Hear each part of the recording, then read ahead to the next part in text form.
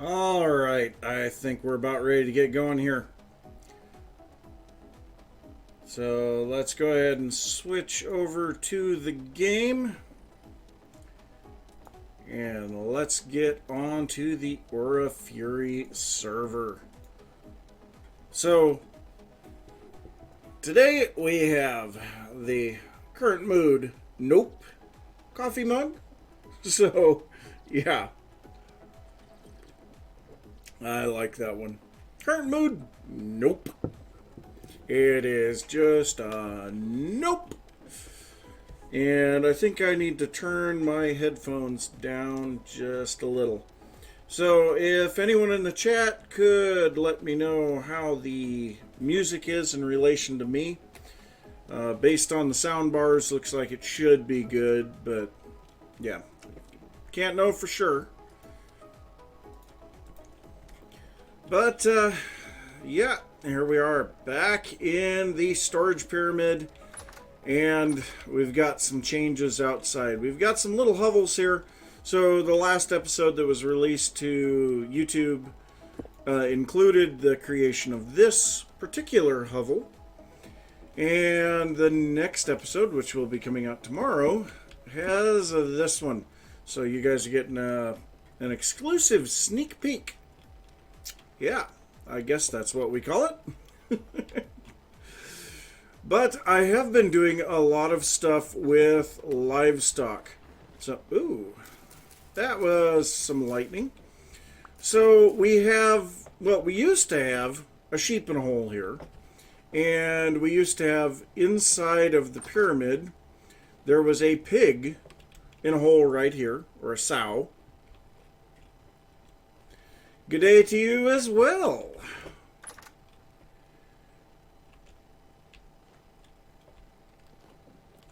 And then we had a pig in this field. There was a sheep down here in the Temporal Storm Collection pit. And then there was a whole bunch of them that I found out in the wild. So I have collected all of those together and brought them into this pen. So we've got a whole bunch of ewes in here. We also have a whole bunch of sows and I believe one boar. There's our one boar right there. And okay, yes, this one is pregnant. All right, awesome. We've got a couple of them here that are pregnant. At least 3 that are pregnant. And they're going to be going through our grain pretty fast, which is good.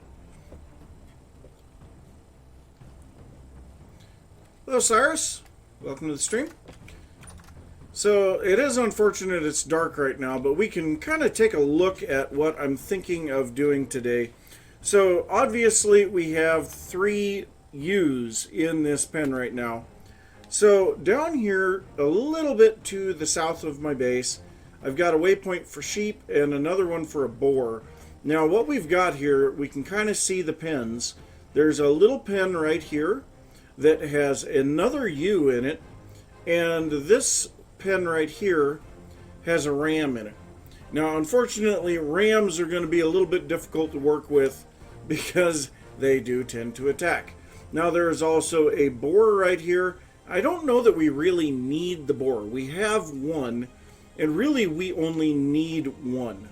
So I don't know, but definitely getting those sheep up here is going to be a big deal. That way we can start getting sheep breeding going on. But the pigs, yeah, they're obviously they're already doing their thing. And then that also means lots and lots of grain is going to have to be harvested. I actually had some grain in my cellar that had only about 40 days left on it in the cellar. So that's pretty bad. So, yeah. I do think I'm going to grab a stack of grain. I've already pulled 4 stacks of grain out of here. But I'm going to grab a stack of grain and go ahead and refill all of the feed troughs out here because that will help as well. And also I did make some small feed troughs, and those should attract chickens. And I don't know for sure if we're going to get any. Now, you may also see in my inventory I've got some acacia logs and kapok logs. So I finally got those saplings planted. They grew. I harvested them.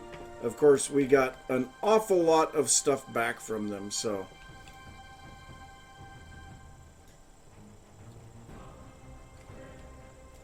Okay. People talking about who knows what.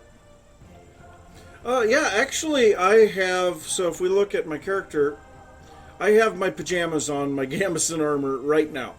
And you can see, like, the body armor has taken a fair amount of damage.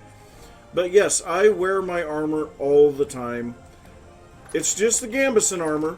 It gives good enough protection from most of the mobs that we have to deal with, at least up here on the surface, without having a huge amount of negative effects.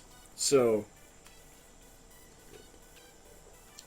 now I do think I am going to need to go get these logs out of my inventory. Now, unfortunately, the wood products chest is pretty much full. So, yeah, we've got a lot of fences, which we're going to need. We also have some gates. I guess we can start here. Let's get some of the other stuff out. So, yes, I've been harvesting some bamboo. So we have a bunch of that. Horsetail for the cattails. So also, whenever there's a temporal storm,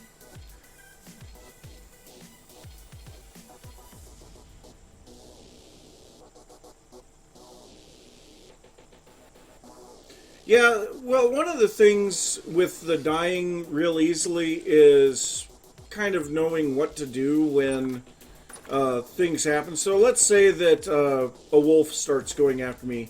I would sprint over and jump into some water. Now, at this point, I am very OP. If I get down a couple of blocks under the water, the wolf can't even reach me. I won't suffocate. But then the other thing is the wolf moves really slowly.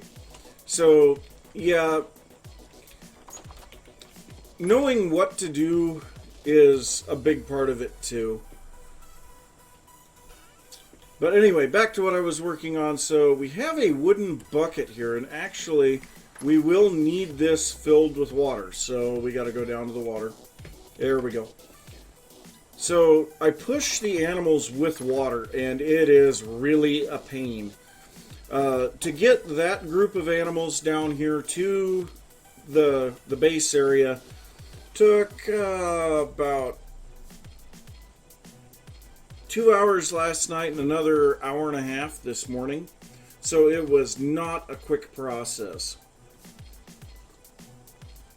Thankfully, a lot of the work that I did to get those animals up here will also be useful for getting the sheep up here. Okay, so we've got our bucket, we've got a bunch of fences, we have some low fertility soil. Now we need to get rid of all of these logs. So these logs we currently don't have anywhere to put, so let's go ahead and grab 2 more better crates. Since the pig is gone here, actually, since the pig is gone, let's go ahead and remove those basalt slabs. Excuse me. And we will replace those with a couple of basalt cobble like they're supposed to be. I didn't put the basalt cobble in there at first because I needed to remind myself that the pig was there. So then we'll go ahead and put the acacia in that one and the kapok in that one. And now we have a place for those. We actually have quite a bit of maple wood at the moment. Oak, not so much, because we did the huge charcoal pit. You can't make cages. And I'm sure that's something that would come about in the future. But yeah, you can't make the cages. So you can buy a wolf pup in a cage from a trader, but I don't think that there's anything else. So we have some obsidian stones. We'll need those. Let's Go ahead and manipulate a little bit of our inventory here. Okay, the last thing that we will need is some sticks, because we'll need a lot of stuff for tools. So go ahead and put that up here. We've got some shears, we have a scythe, we have bronze and iron pick. I think we should be good there. So the only thing that we've got left now is food, and actually this is my last thing of food. Oh wow. Okay, well, I guess before we go then, let's go ahead and harvest a little bit of cabbage. So I want to get 12 cabbage so that we can make... No, I want to get 24 cabbage. You know what? Let's go ahead and just harvest all of the cabbage. So let's grab our scythe and make quick work of this.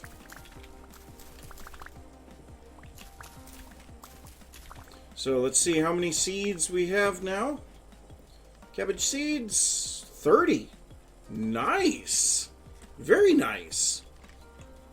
Okay, so before we go, we will cook up a couple of pots of food. But also, I want to get this stuff replanted because cabbage, soybeans, and red meat are going to be pretty much our primary food sources now. And this makes me really happy to get all of this grass. With all of the thatch that I am going to be using on the houses in this village, I am really thinking we need to make a dedicated hayfield so that I can just walk out to it and harvest a whole bunch of dry grass, and then it'll grow back. Now, I also had the thought of making a hayfield underground, because, I mean, it's really not much for a sightly thing.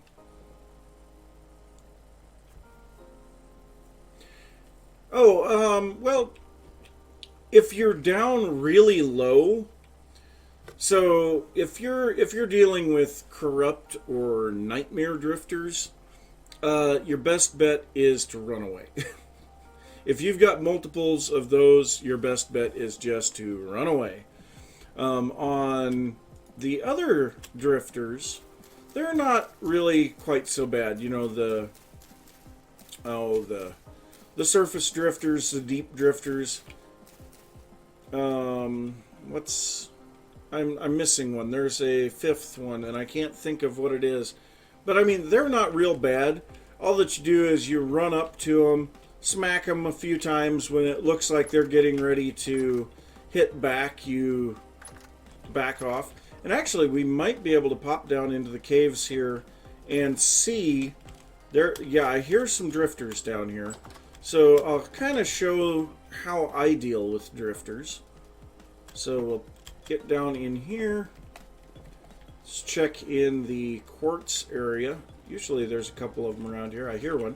Okay, so here we have a deep drifter. He's not doing much. So when he goes to swing, you just want to back off. And then you come up, hit him a couple of times. And then he'll come at you, try to, you know, you just kind of back off and kite him. You know, it's not really too bad, actually. Multiple drifters becomes a bit more of an issue.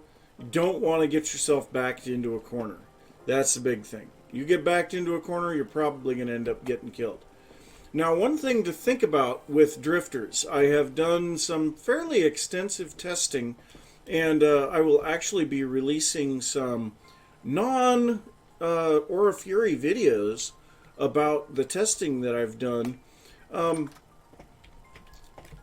thing that I've found with drifters is they do spawn up to 128 blocks away from the character, but if they are more than 48 blocks away, they will despawn immediately. Well, not immediately, after about 1 second. So if you're really having a problem with drifters in an area, get like 50, 60, 70 blocks away, and then go back. All of those drifters that were there will despawn, and you know, it'll be a little bit of time before new ones respawn. So that's probably the best way to deal with multiple drifters in caves. Of course, that is assuming that you know the path out of the cave. Yeah, so actually, I'll let you guys know. So I've got a new little project that I'm going to be starting. The first video should be going out tomorrow. Can't guarantee that, but the first video should be going out tomorrow. They're going to be shorter videos. They're not episodic. If you have ever seen Exumavoid's Minecraft myth busting, it's basically what I'm going to be doing here. So I'm going to take myths about Vintage Story and testing game mechanics and going over best practices and strategies to survive, things like that. Going to be called Vintage Verified. So, sneak peek for you. That will be coming in either tomorrow or within a couple of days. So, yeah, we'll be going over a lot of things like that. The things that got me really going on that, the idea was the video that I released here a few days ago that I did a little bit of testing on the ore blasting bombs. And I'd like to be able to do a more in-depth analysis, check the difference between mining with the pick versus mining with the bombs, have a more realistic ore vein, because the test that I did was on a flat ore vein. That's very uncommon in the world, unless you're dealing with like quartz or something. So, okay, so what was I doing? I was going to make some food. So let's get back in here. Let's grab some soybeans. So we need 24. Where's my oldest soybeans? 2.4 years. I don't think that's my oldest ones. 2.3. 2.9. Okay, so these are my oldest soybeans. We'll just grab a stack of those. Then we'll grab 2 clay pots. Go ahead and drop these into here. Yes, I do have tools made from multiple materials. So things like knives, axes, shovels, I never really bother going over obsidian. Pick, I actually have a tin bronze pick because this is the last tin bronze pick that I have. I made a whole bunch of them all at once. And this is the last little bit of the iron pick. I always carry the iron pick around with me. And now I have an iron long blade because I finally got a stable supply of iron. So yes, I also have iron shears now as well. Been doing a little bit of work getting the iron going. So I've got a little bit of a pile of iron ingots. I've got some tin, bronze. I've got some copper. If we look at my ores here, I don't have a lot of copper at the moment. Well, so obsidian and flint they're kind of a back and forth, a give and take type deal. So actually, I have some flint in my inventory. What we'll do is we'll get this food cooking real quick, and then we'll do just a little bit of experimentation on that, and we can see the difference between flint and obsidian. So dry grass will work for this. So we'll just throw a little bit of dry grass in each of these, and then we need a torch. At least I'm starting to figure out where all of this stuff is. Hey Tink, how's it going? Hope you're having a good day at work. So we'll go ahead and... No, not the ladders. I need the ladders. Alright, so we have an obsidian knife here. We're going to go ahead and make a couple of flint knife blades. I'm sorry. There is nothing I can do about snow. You know that. I didn't ask for it. I don't like it any more than you.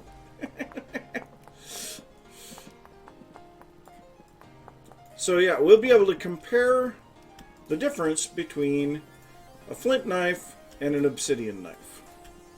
So if we look here, we have attack power is -1 on both. So yeah, we're -1 on the flint and -1.5 on the obsidian. So the obsidian is a little stronger there, but I believe it's a piercing thing. Here, let's pull this up real quick. So if we look at a spear, so an obsidian spear, I guess we could do it here, so is attack power 2.3, but it's 5.25 piercing when thrown. So if we look then at a flint, it's 5 when thrown and 2. So actually the obsidian is all around better.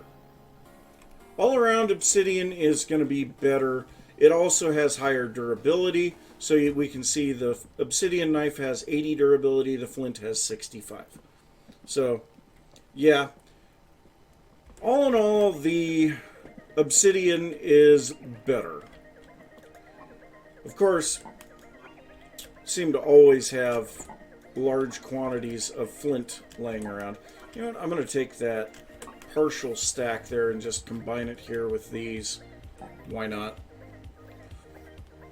And we have 3 crocs worth of food there, so let's go ahead and grab 3 crocs. And 1.5, 2, and 3. There we go. Yeah, obsidian, if you're in a basalt area, you'll have tons of obsidian.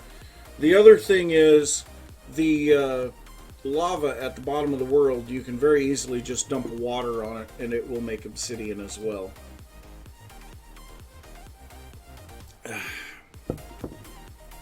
So now we have food. Let's go ahead and drop off some poultice or some horsetail. You know what? I'm going to grab a stack of poultices and I'm going to get rid of those andesite stones because those are a little bit useless to me at the moment. So actually this flint, for the moment, I am going to just drop it off in here. I have a lot of flint. I don't know for sure what I'm going to do with it. Especially seeing now that the obsidian is by far better than flint. I thought that there was a trade-off between the two. No, obsidian's just better. Okay, so I think we're ready to go do this. Let's grab fences, ladders, and all of this good stuff. Grab a bite to eat on the way. Oh, that didn't give us much. So we're going to be bringing the animals up through this and dumping them into there. Actually, no, we'll be bringing them up over here because we have to go around this side. And yes, there was a meteor there. It was a meteor with no iron in it. Made me sad.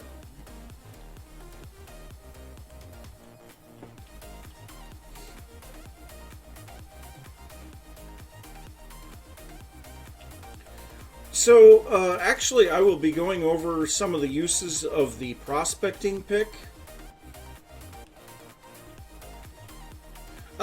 Yes, actually, I do need more.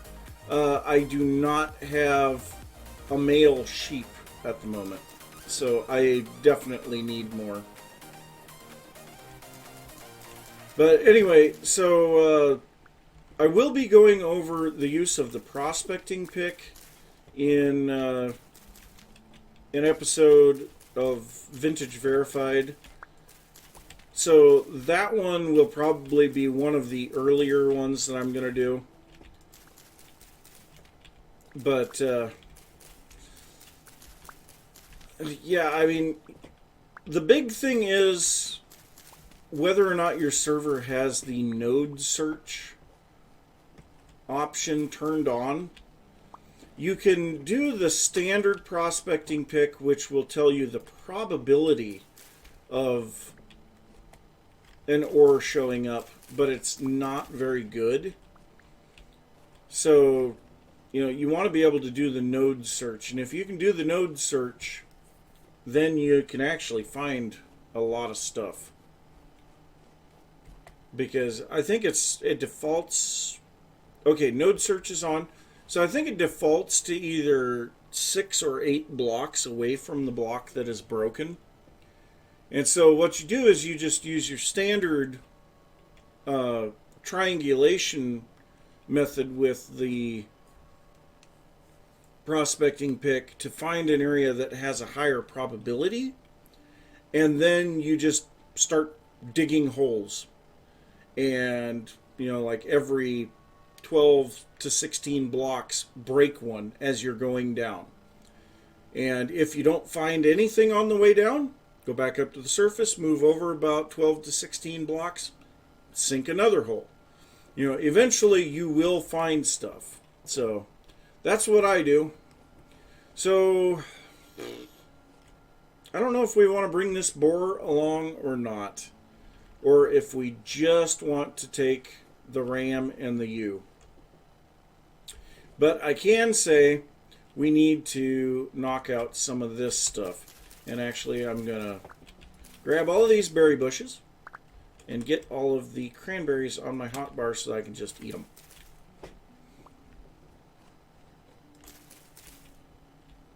Hey, buddy. So much flint here. Oh, those are black currants. I take a cranberry and I eat it. I hope someone knows what that reference is.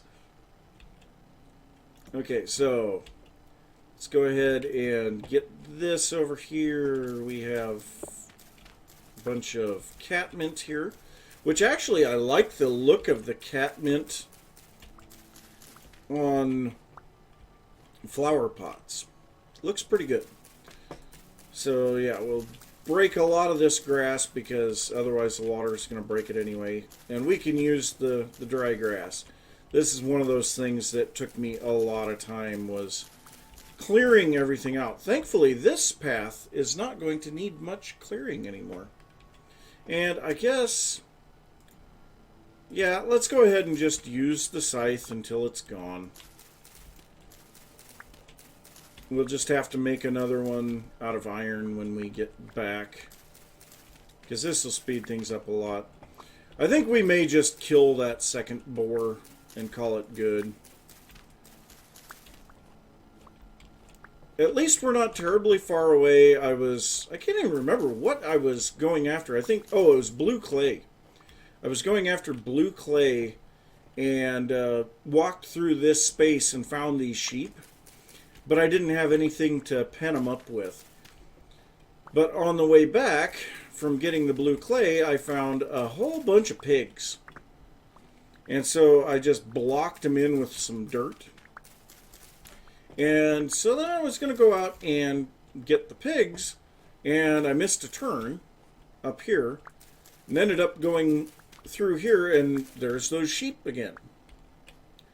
And yeah, so I penned them up.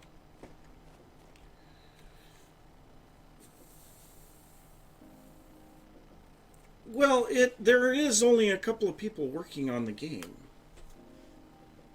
Or, oh, content creation. Are you saying people that make videos and live stream? Or are you saying stuff that's in the game? Okay, yeah. Part of the reason is it's a very difficult game to make videos on. There is such a huge grind. For me to be able to put out a video every day, the average grind on the weekend is around 20 hours a day, so that I can have things ready to go through the course of the week. During the week, I still, because I work full time and I'm gone anywhere from 12 to 14 hours a day, I can only get in about 3 or 4 hours of grind every day. And typically by Thursday or Friday, I just want to take it easy. So it's really hard to make content for this game.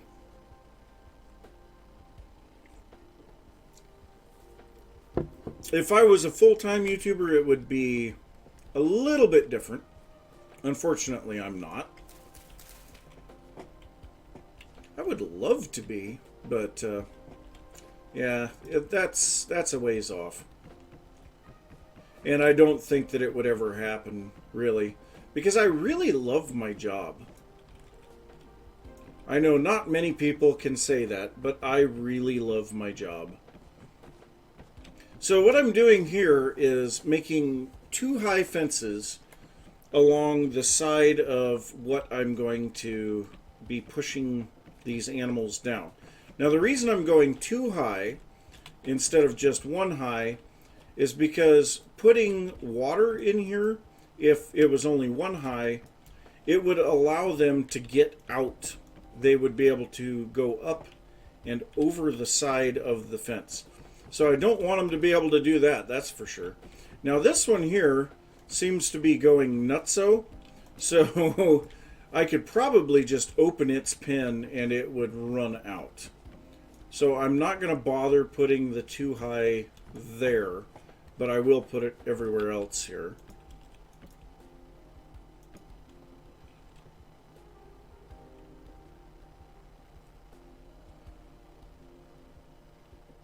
Oh, that's cool. I can honestly say I will probably need some joint replacements as I get older. So, yeah, I play plenty of Beat Saber also, and my body is definitely letting me know that, yeah, it's a problem. My shoulders, I play 1 or 2 songs, and my shoulders just ache. So, yeah. So let's go ahead and get this tree out of the way. It's probably one of the few that we're going to have to cut here. Because it looks like this, there might be a few more there. So we'll cut this tree down, get through here. And where did Craig go? He was here just a bit ago.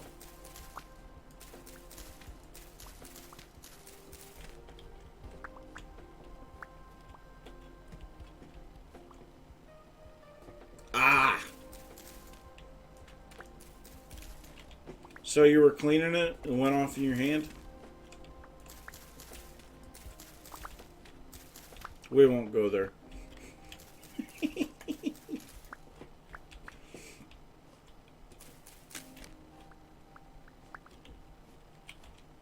Okay, so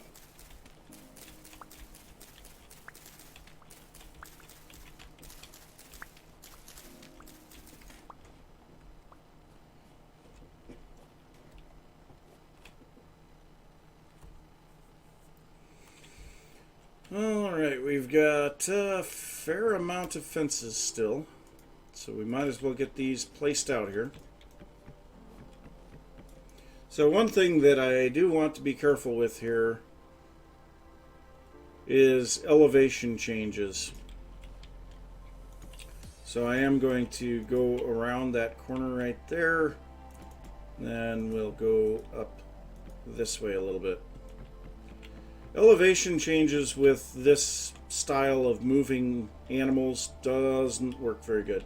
So I am going to use the rock face for that area.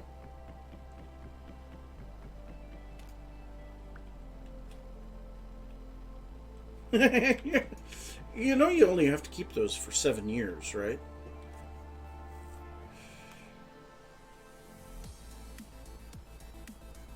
No, actually, I am only 39. Well, I will be 39. I had to think about that. That's really sad. I will be 39 in just over 2 months. That is really sad that I had to think about that. So my oldest daughter is graduating from high school this year. I was 21 when she was born. So, yeah.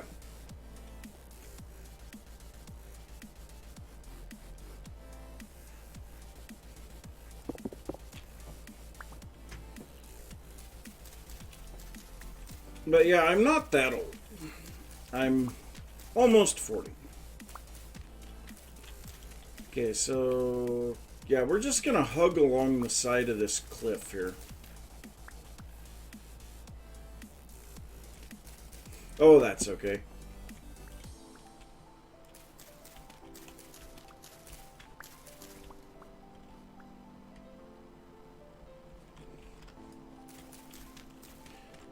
I'm not going to complain because you thought that I was older than I am.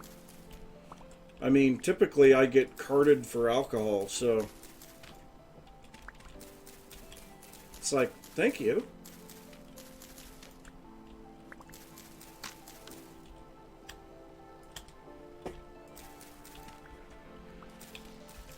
I'm not that young.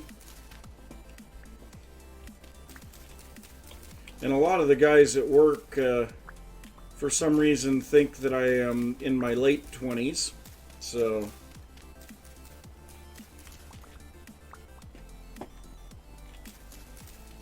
probably because most of them are in their late 20s. And I have very similar tastes in just about everything that I do.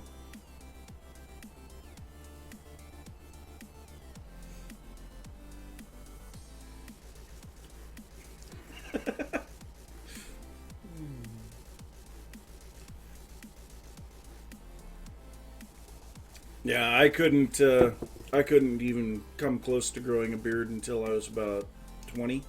So, all right. So, how much further can we go with this set of fences? Let's go ahead and just bring this over to there. That'll get us a little bit further.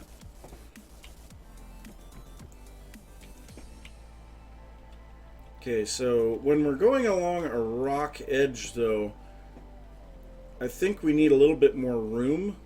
So they have almost 2 full block widths here, even though it's only 1 block wide because of the fences. And sheep are a little bit on the wide side. Did I just fat shame them?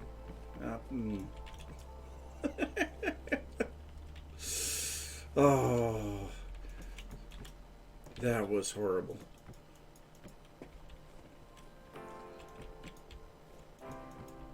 Okay, well, we'll just bring this over here and close it off for the moment.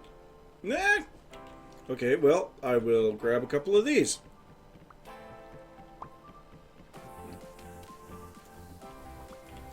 Not in particular. Mainly because, corn. I'm sorry. There are so many other things that they could do, but nope, gotta raise corn. Gotta raise corn. Oh, and by the way, gotta raise more corn. And more corn. And if you haven't raised enough corn yet, you gotta raise more corn. Okay, so let's go ahead and start pushing this guy forward. So to do this, we will do our best to control click on the block behind him. Can I... Nah!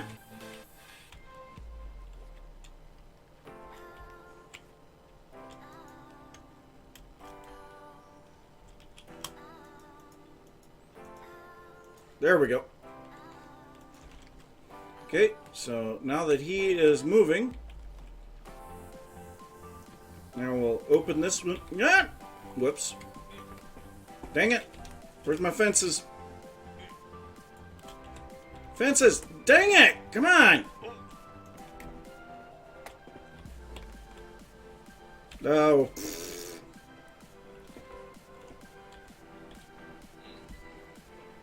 Here, let's see if we can get her to come back in here. Perfect.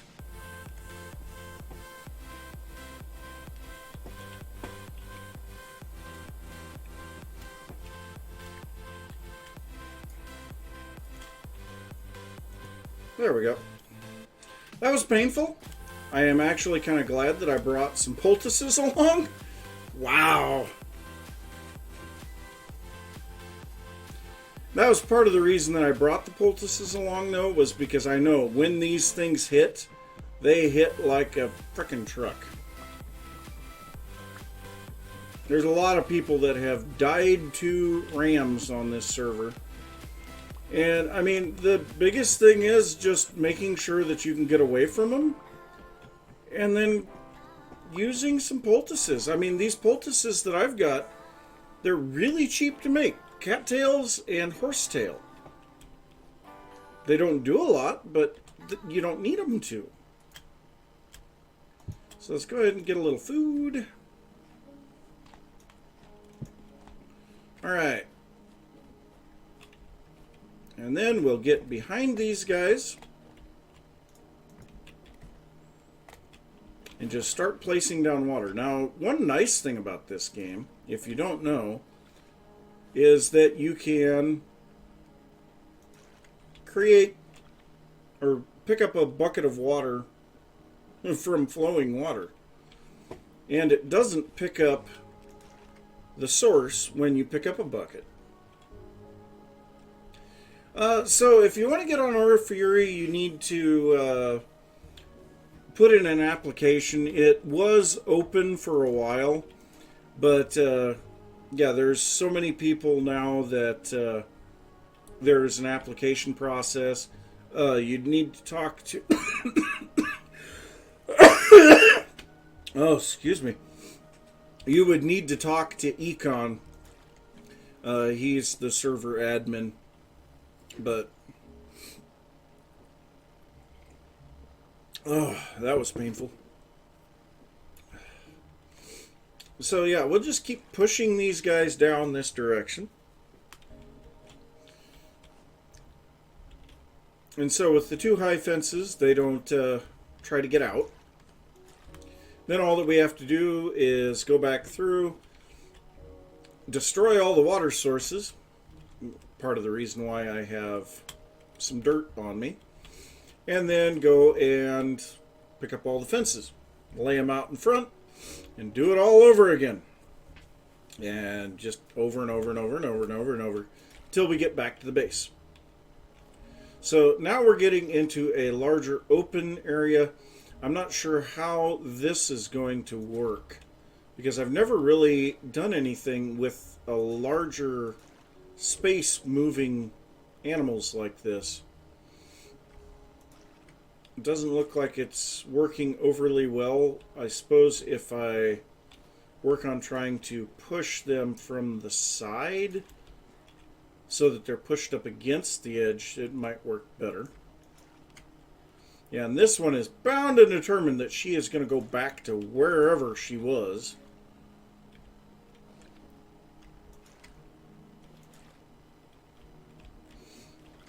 No. Go the other direction.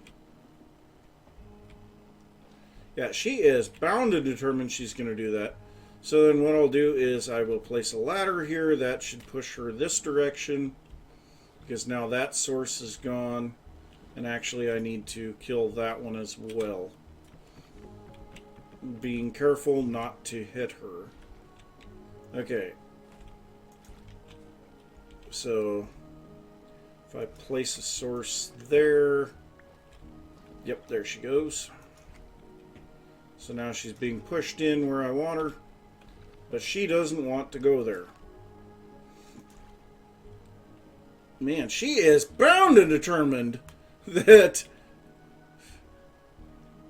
wow, she just does not want to go forward.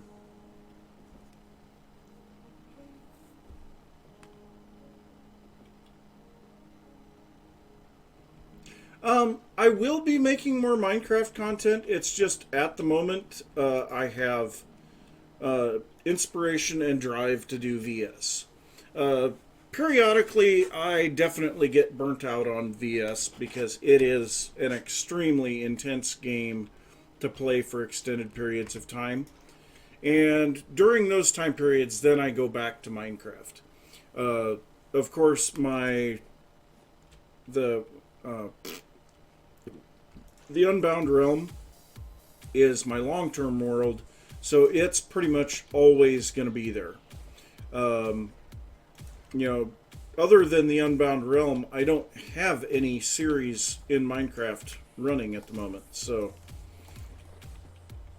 But, yes, I will go back to Minecraft eventually.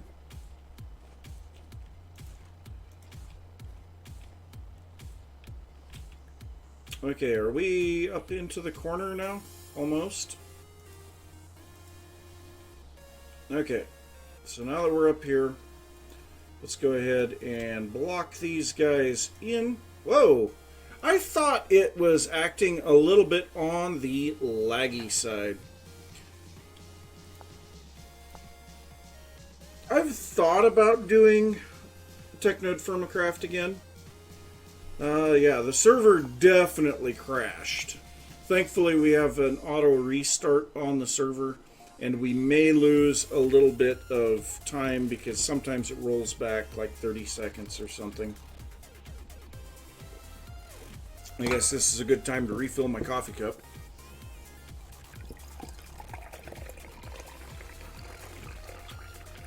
So I've been using the regular Minecraft launcher here lately. Yeah, and you can see all the people joining. We definitely had a full-on crash. But for modded Minecraft, I've used a lot of different launchers. I have used the AT launcher, and actually the AT launcher is where I first started on TechNode Firmacraft. And I have used the Twitch launcher, I'm trying to think all of them. The FTB launcher.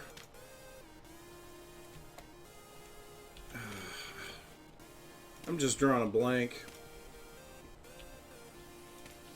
So yeah, now we'll go back through here, kill all these water sources. Apparently I had 2 of them there.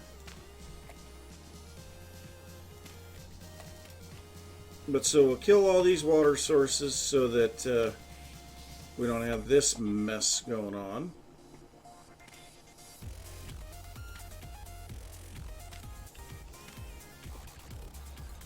Wow.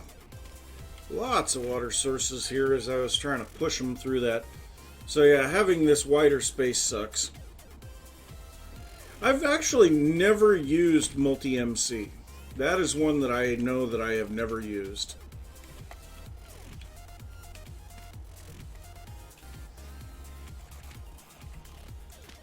Place that in the wrong spot.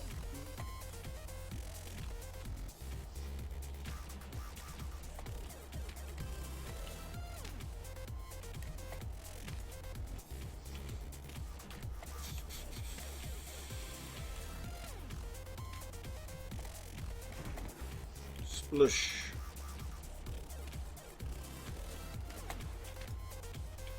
So now that all the water sources are killed, now we go through and break out all the dirt. Then we break out all the fences. Thankfully, I don't have to do this again. You know, chickens are the only thing that I would really need anymore. And you can chase them. So, at least I don't have to do this with them. That's great.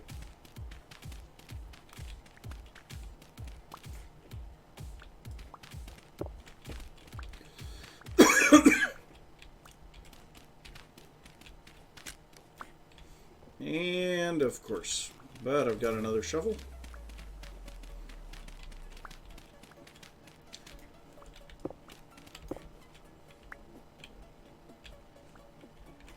Well, you know, I do have a response to the preferring multi-MC, though.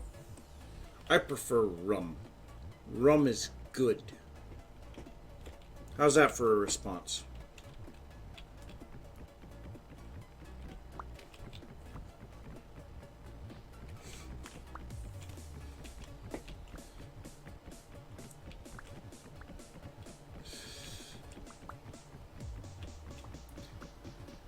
Why is the rum gone? Oh, That's why the rum is gone.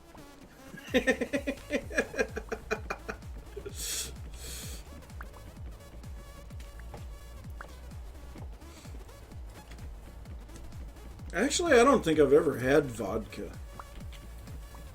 But I'm not a big drinker anyway. Actually, no, I take that back. I have had vodka. It was flavored, but it was vodka.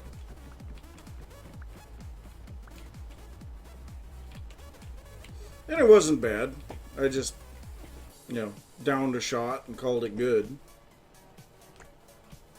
Well, I mean, I've got a bunch of whiskey sitting right next to me here. And it's been sitting there for a long time. I mean, we're talking probably 3-4 years. Good thing that stuff doesn't expire.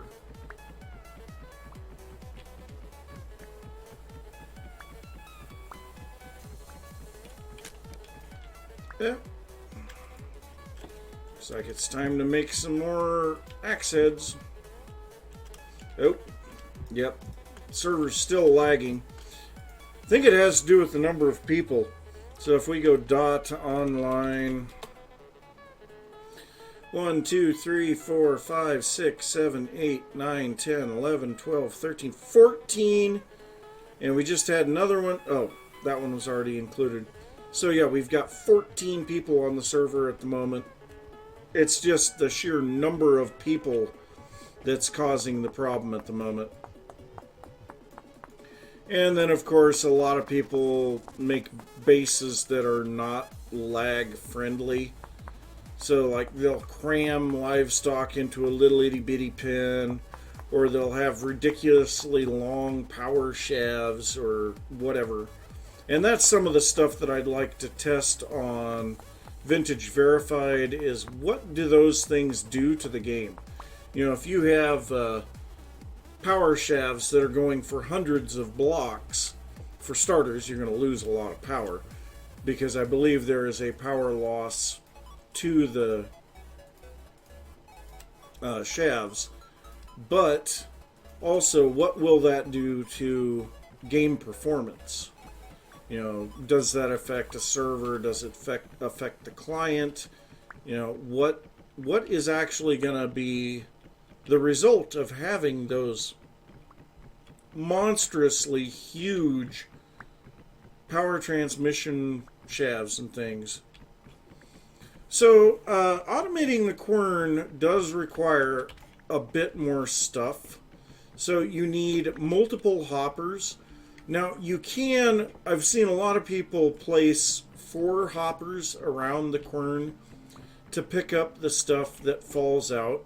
You don't need that. So if you have solid blocks next to the quern, it will automatically output to whichever direction is open. So you can force it to output in just one direction. So you can limit to 1 hopper on the input, 1 hopper on the output. And actually, I guess with the new chutes, you don't even need a hopper to feed it. So you can put a chute from a chest to the quern, and that will run it in there. Now, I would kind of like to set my quern up here, because I'm going to set up the quern on top of the first pyramid that I've got built. And I would like to set it up to where I don't have to be constantly climbing the pyramid to use it. So what I'm thinking I will probably end up doing is put some Archimedes screws to lift the items up to the top of the pyramid.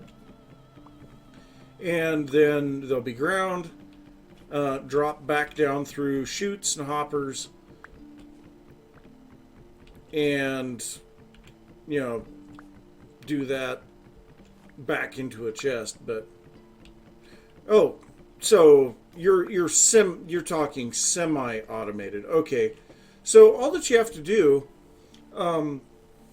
once you have a turning windmill, you can either have the shaft come into the top of the quern, or you can place the shaft down and, have it turning from underneath, and then place the quern on top of the shaft. So either one of those works. And I could actually head back to my base pretty easily and show you that. But yeah, it's actually really easy once you have a turning windmill. Now, I believe it takes at least 2 windmill blade sets to turn a quern, but I guess that would depend on the wind strength too. And that's one of those things that I can test as well, is how much power do you actually get out of the windmills? I've always just made full-sized windmill blades because by the time that I get to the point of where I can actually make a windmill blade, I typically have enough to make a lot of windmill blades. Isn't this just riveting stuff, though? Sitting here breaking fences.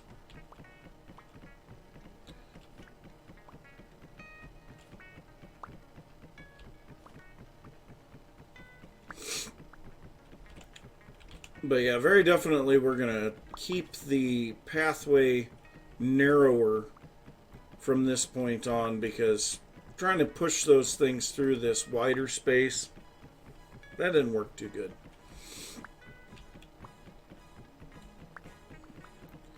And when I think about it, sheep, I don't think they can go under a 1 block space. So here, let's try this. We will place a couple of fences here. Actually, we'll place them on the other side where we actually need them to go. So let's go ahead and put some fences here. And you weren't supposed to go in there. So I just want to check and see.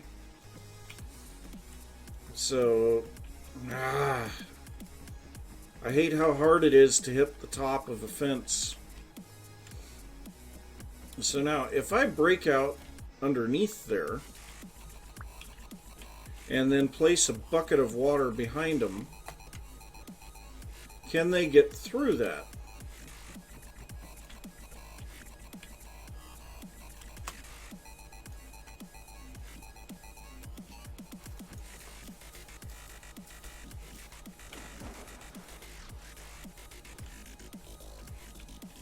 It doesn't look like it. Yeah, they are stuck in there. So we don't have to put the fences on the ground. That's actually really good news. Wow, that is some glitchy water. So I am going to place that one back there. Yep, they can't, they cannot get through there. So if I break out... Oh, but that is the problem. So the water won't flow where I want it to if I do that. So yeah, I still have to make the 2-high fence. Man, the server is struggling big time right now.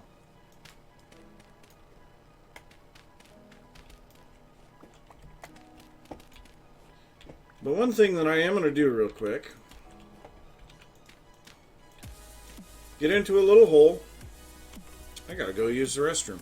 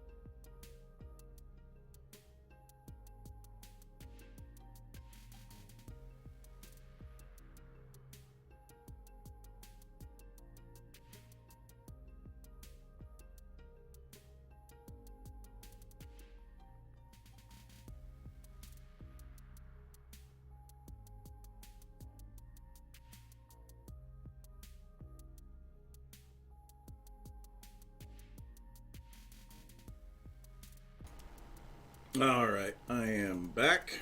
Well, maybe. There we go. Okay. So, yeah, unfortunately, we do need to make the 2 high fences. Yeah. Oh well. Yeah, the server is really struggling at the moment. That is not good. You know, like I say, I'm pretty sure that it's just due to the huge number of people that are on. The Tainted Drifter, that's the one that I forgot. I don't know for sure where they fit in. I think I don't remember. I do not recall.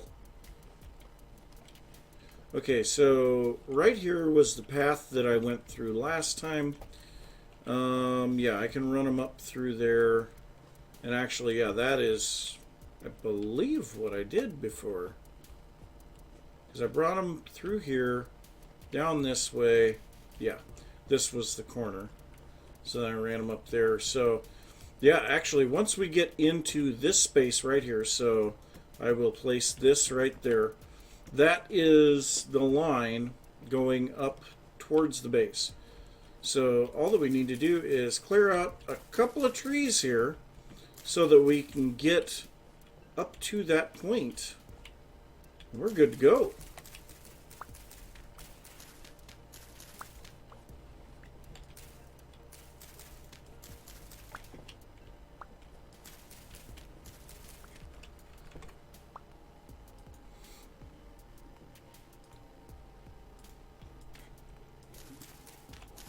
Sorry, my picture in OBS was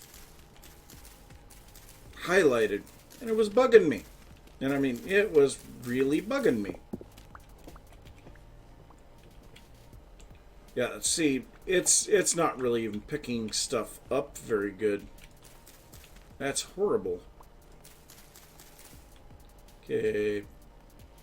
Okay, what we'll do,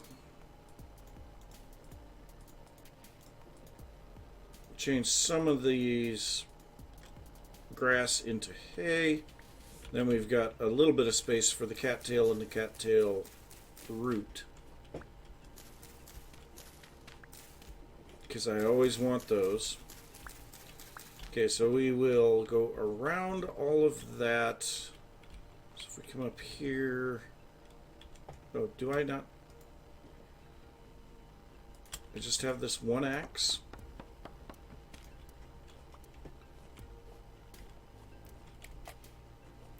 Okay. And I need to pick up water. These guys can't come backwards now, so I can open that and grab some water. Nice. Okay.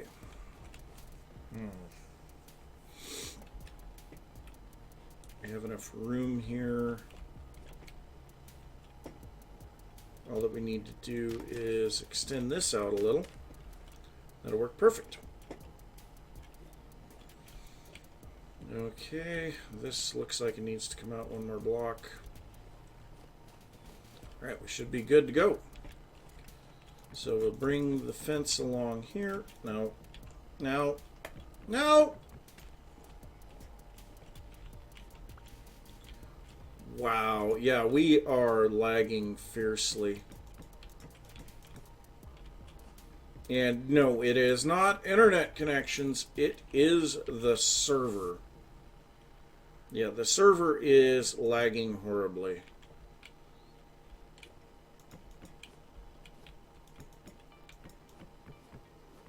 So we'll go ahead and place these out here, right up to the corner there.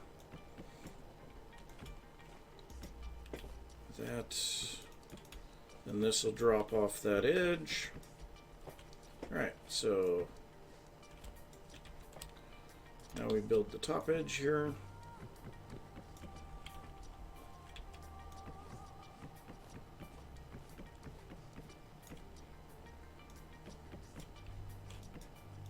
I'd be interested to know what chiseled blocks do after a while for server performance as well, because as people go in and out of an area that has a large amount of chisel blocks, it has to load that chiseled block and then send it. That seems like it would be very intensive for the server, rather than just having, you know, it saying, oh yeah, this is a dirt block, that's a texture you have.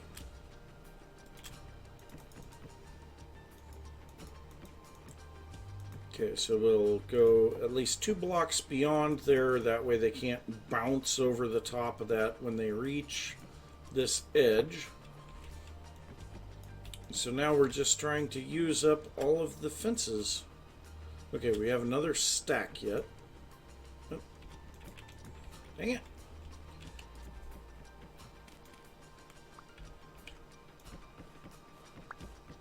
Bring this around here. Connect to that. Oh, we still have... Wow. Yeah. Honestly, I kind of think that the chiseling that sometimes gets done really affects server performance rapidly. It's part of the reason why most games don't allow that type of customization to a block.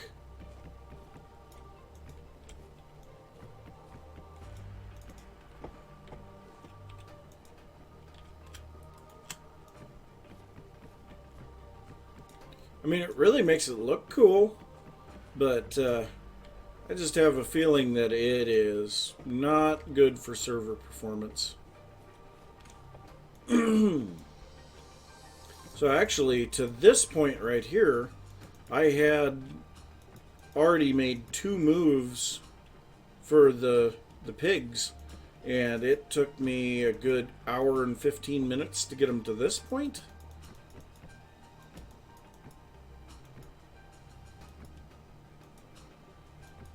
Yeah, it's not even allowing me to place things sometimes.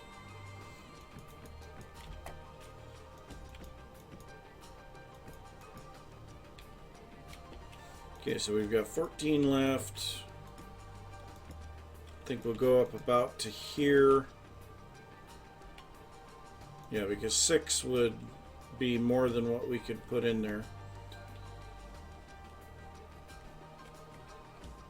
So now we will come back over here, break this open, and then run for our lives.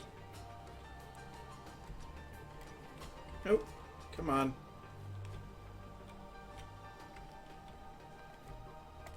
Ah, oh, wait. That's... I can't make that jump. What am I thinking? So yeah, we'll just do this. There we go.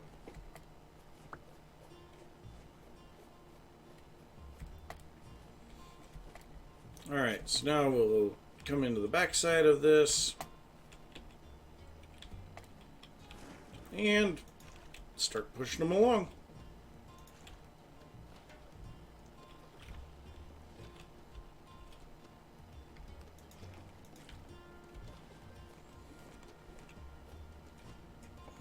The tediousness of getting livestock.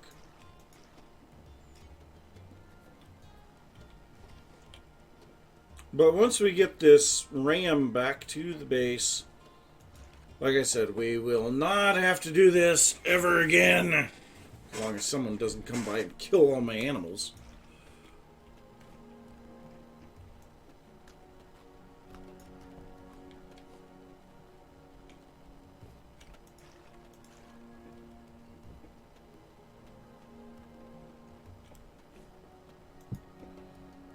Let's grab some food. Wow, it took a long time for that item to disappear out of my inventory.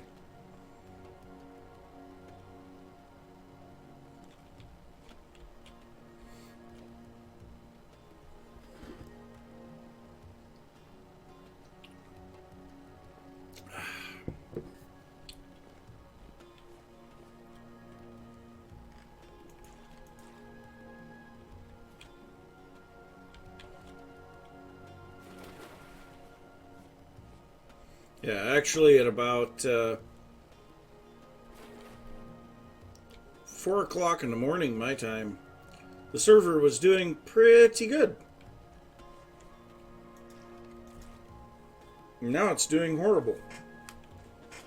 Of course, there was only a couple of us on at that time.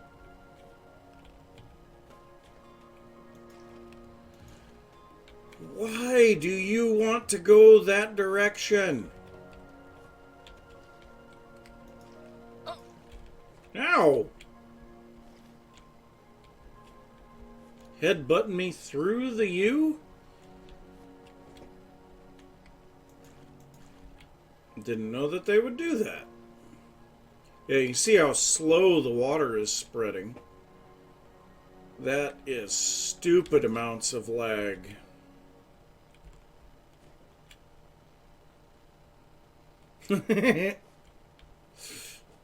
Yeah. Dang real life anyway.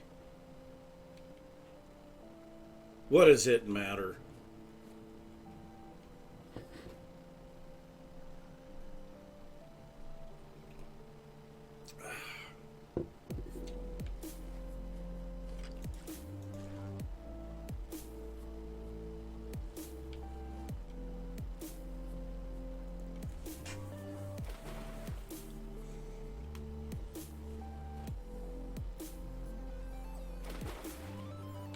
So you can kind of see why I have to go so much higher there, because of the fact of how the game processes these guys when they go over an edge like that.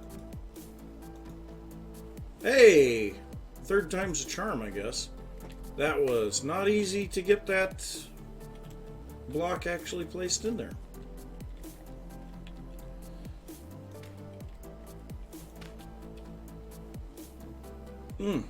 Excuse me.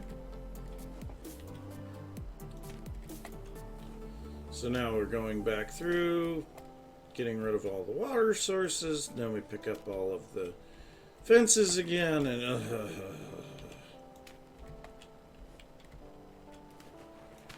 I wish there was an easier way to do this. And I know people say, oh, well, you can throw rocks at them and have them chase you. They don't chase you every time, and they don't chase you for very far. So, no. I've tried that. It doesn't work that good.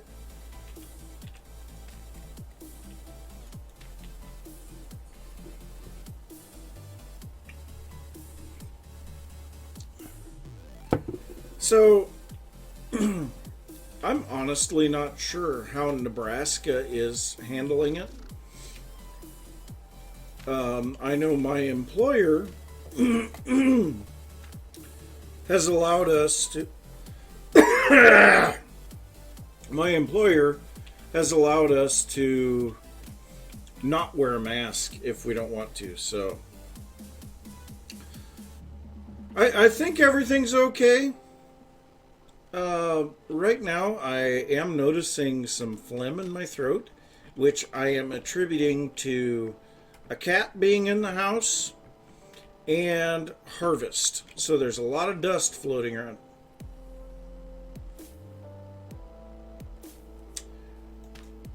This lag is gonna just kill everything. Is there any other water left here? But yeah, I'm doing okay. Right now I'm really excited to continue on with building in my base area, which is good. I mean, keeping that motivation can be really difficult at times. Oh wait, that was, yeah, whatever. Yeah, there's just way too many people on this server at the moment. There's no other way to describe it. And like I say, I am really willing to bet that some of the massive amounts of chiseling is not helping matters any at all.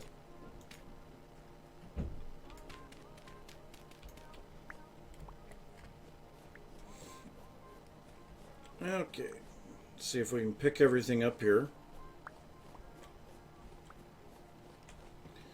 All right, back to the chopping of fences.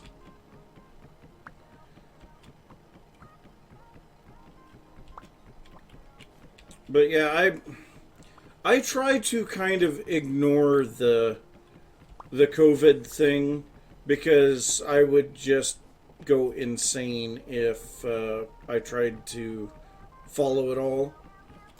You know, quite frankly, I am of the opinion that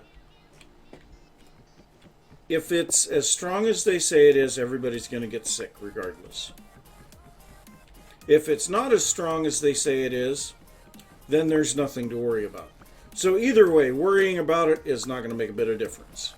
So either you're not going to get sick, in which case, why bother? Or you're going to get sick and there's nothing you can do about it. I don't know. That's my own personal opinions.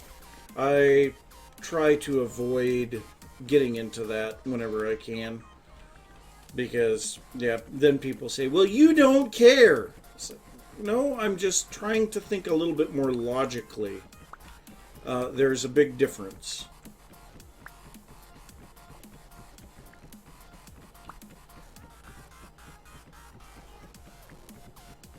You know, if I could do something about it, which,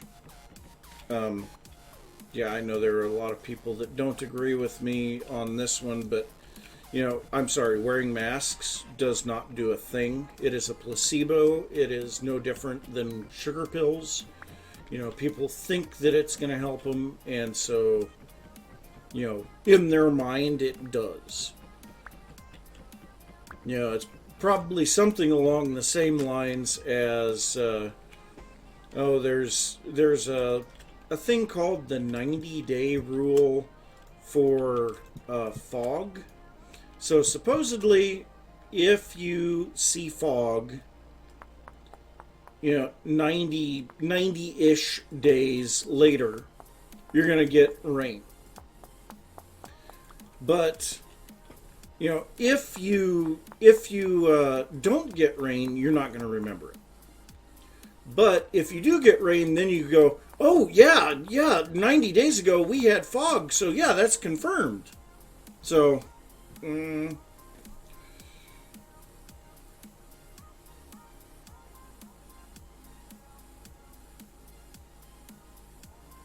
yeah. Well, one of the biggest problems is you're not getting proper fresh air. And so the stuff that your body should be exhaling is being trapped, and then you rebreathe it. And so then it keeps going in and out repeatedly until it finds a chance to do harm.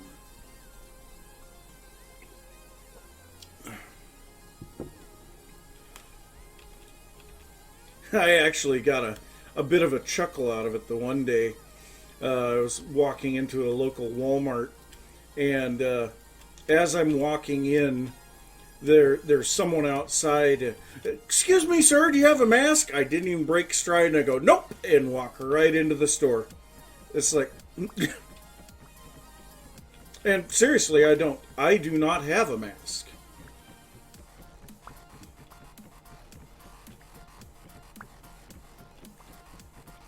I think it's a bunch of garbage.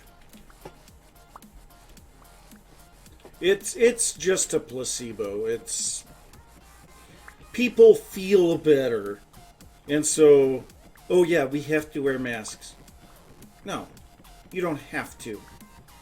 Go and make a law that says that I have to wear a mask, or shut up. I don't want to hear it. You know, people say, well, you wear your seatbelt.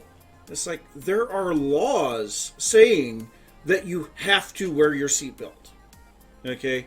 There are credible studies that show, and I mean, it's not just oh, well, this is what we think. No, it's here is a video of what happens in a car when it hits a brick wall without the seatbelt.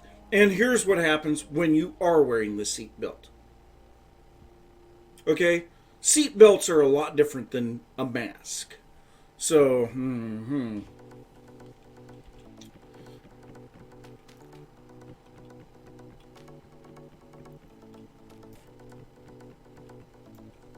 yes, I agree.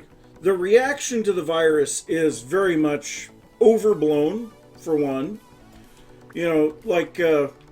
So my wife works in nursing, and so of course they do on-site testing. And she came back with a positive test one day. And immediately they sent her home. Kids had to be pulled from school. My employer sent me home.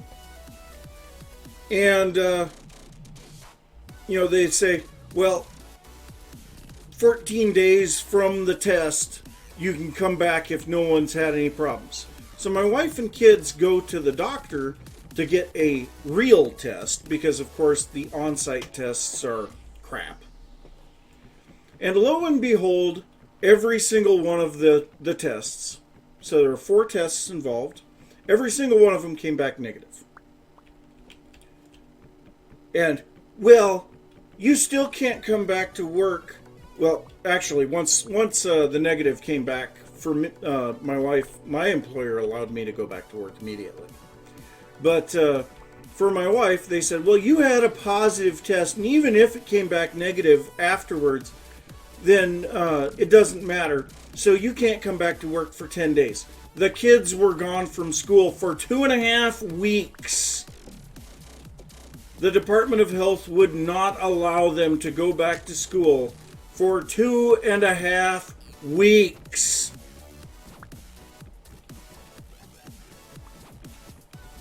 That's a problem. There was nothing happened. None of us ever had a fever, had a cough. No one even felt bad during that 2.5 weeks. But, oh, you might spread something. Oh, no. Nope. It was not paid. It might have been for my wife, but even at that, it's like 60% of what you would normally make, which is shit. I'm sorry. Well, yeah, and, for a while I had walking pneumonia. And I quit smoking a week ago, thank God. And so I'm still trying to get my lungs cleared out from that. But I have a chronic cough.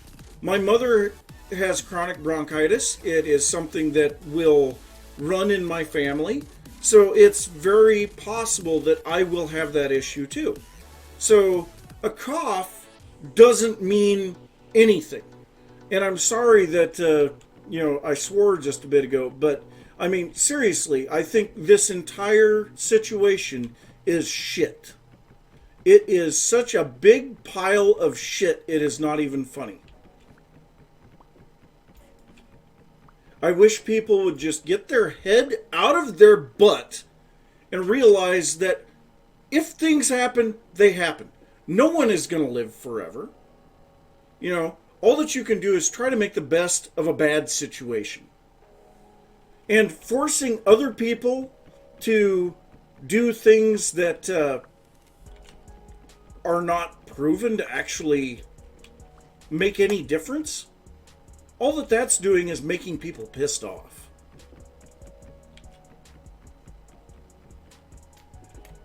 On top of that, we've got businesses closing right and left because, people are afraid to go out and shop. And so rather than going to the local store, they shop online, which, by the way, shopping online kills about 90% of the jobs. You look at the difference between Blockbuster and Netflix. For a little bit of convenience of Netflix, which, by the way, Netflix is crap, because most of the... Oh, crap, a heavy temporal storm is approaching. But most of the movies that I want to watch are not on Netflix. They are not on Hulu. The only way that I can watch them is to go and search the back end of the internet and see if I can find somewhere that it's available illegally. Because, yeah, I mean, those aren't there. Whereas when we had Blockbuster, I could go down to Blockbuster and find a movie that was 15 years old or 25 years old. They might have one copy of it, but, you know, they had it, you know. But Blockbuster employed, I want to say it was like 50,000 people at their height, or something like that. Netflix employs 4,000. So what does that tell you?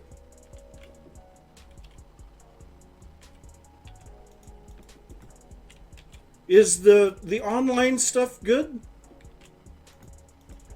It propagates false information. We know that. That one's very much proven, that false information is propagated very heavily via the internet. You know, whereas it used to be you had a credible news source, you know, that you would have people that did research for a newsroom, then you had a newscaster and cameraman and all kinds of other stuff. Now you've got some person with a webcam who is running off of conjecture and Wikipedia and who knows what else, that records something and it goes viral and everybody says, oh, that must be true because there's millions of people watching this.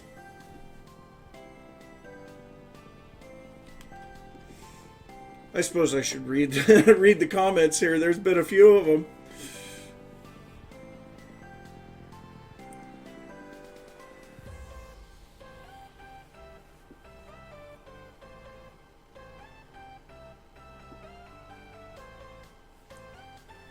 Oh no, this gives me something to talk. The Nubosaurus is great. This gives me something to talk about, which really helps, because otherwise these type of streams can be horrible. I really appreciate you bringing it up.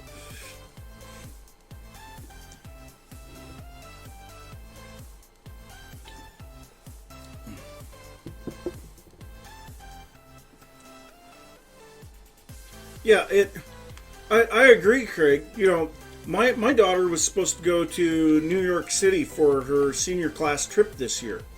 And it's looking like they're not going to be doing that. Because, we might get some spread of COVID or something. It's like, I just get so irritated with the crap. It's like these people have absolutely no common sense. But like I said, at least my employer had sense enough to say, oh, okay, yeah, that was a false positive. You can come back to work. But that's not the norm right now. Most people are like, oh, you had a positive test. I don't care what happens. That's a positive test. You know, there's a reason that if you have a failed test out for whatever, driving under the influence, that they will then either give you a blood test or wait a while and do it again, because there are false positives. There are reasons that you can get a false positive to every single test that's out there. So, yeah, they understand that, and they've dealt with the problems enough to know that, yeah, we just change, a little bit of something here, wait a little bit, try again, and oh yeah, it was a false positive. Yeah, you actually weren't drunk. You were, you had something, that triggered the system.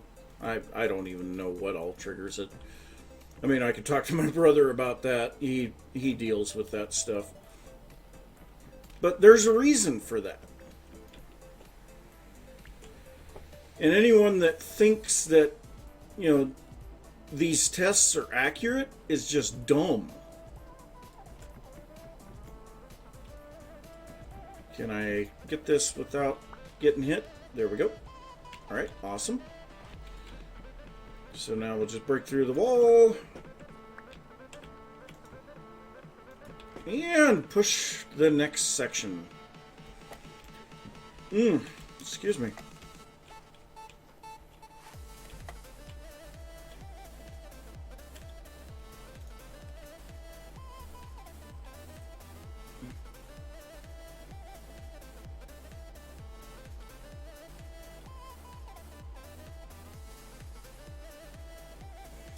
Yeah, that sounds about right.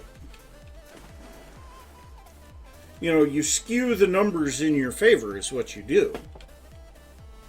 I actually thought about that on the way home from work on Friday. So I'm driving through town, and I see this, it's a small car dealership, and it says 99.9% customer satisfaction.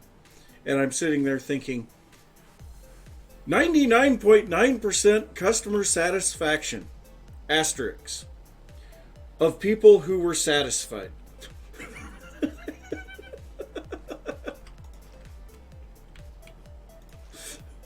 You can skew the numbers to whatever you want.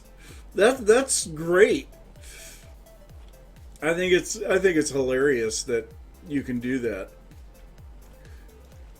So this is a heavy temporal storm that's coming in. So let's see here. We have some poultices on us.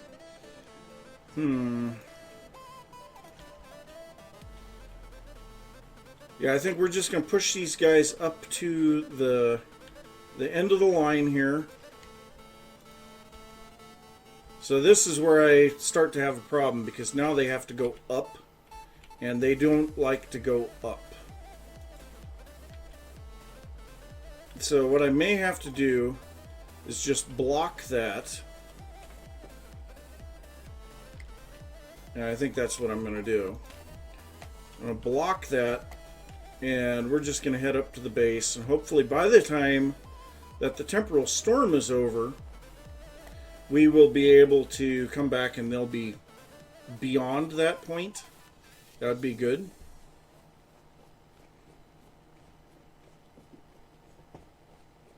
So yeah, we're getting close.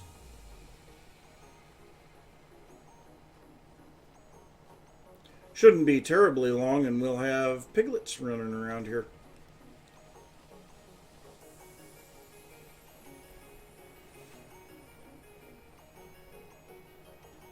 Okay, so temporal stability is going up at the moment. Now, one thing that I have found out here,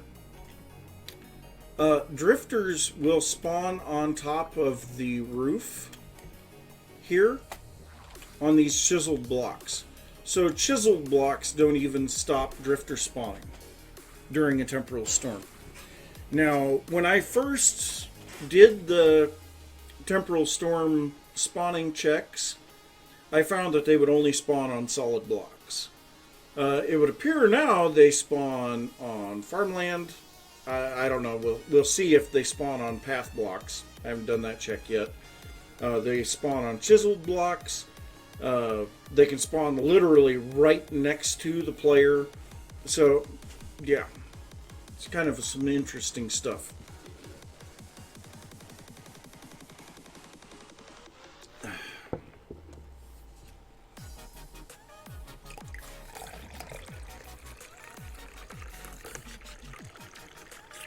Current mood? Nope. Actually, feels like I've got less than a cup of coffee left in my decanter.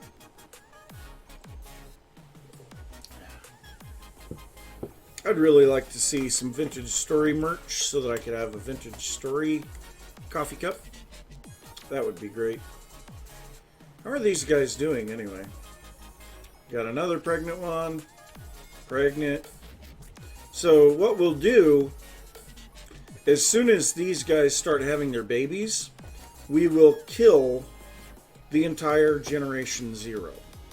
So these guys are Generation 0 at the moment. And so we will only have the piglets left. And we'll let them grow up. We'll kill all of the boars except one.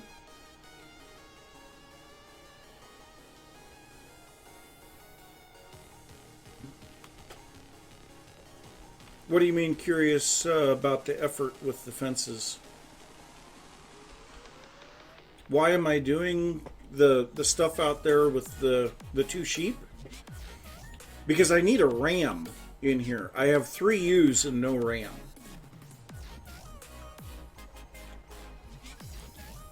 Well, I can't ever get these guys to chase me. You know, I throw a rock at them and they don't chase me. I've tried that and it just doesn't seem to work. They chase me for like 5 blocks and that's it. I don't know why. It's just like, oh, you threw a rock at me. Here, let me go after you. Oh, nah, I forget it. It's like, what? Why? I guess one thing that we could do while we're waiting for the temporal storm to start is make up some fire clay bricks and get them burning. So 1 stack of peat will burn 1/4 of a stack of fire clay bricks.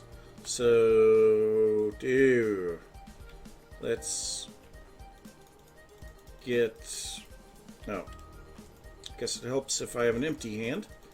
Let's get some of these logs out of our inventory. Yeah, we've got saplings too. Dry grass. Might as well just clean some of this stuff up. Flora, yep, there's where the catmint is. Oh, maple saplings. Why did that not go into the appropriate barrel? I don't know. Okay, cattail roots are here. We'll go ahead and throw these in there. Okay, well, we have plenty. Let's go ahead and make some more poultices. Alright, so yeah, we have plenty of poultices. We're just going to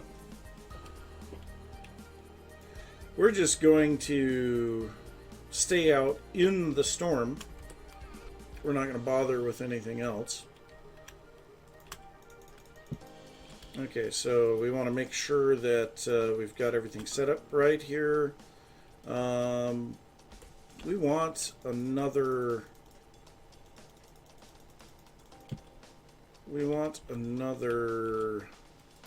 knife. Oh wow, exactly 640 dry grass at the moment. Neat.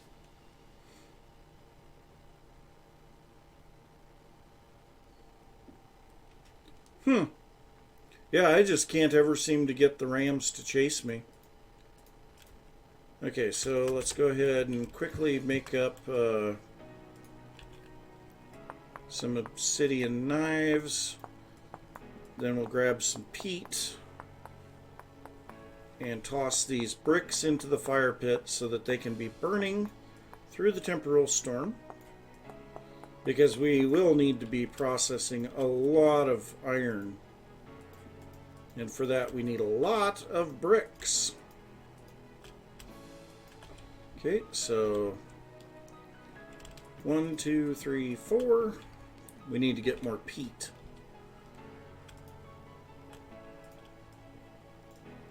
Nope.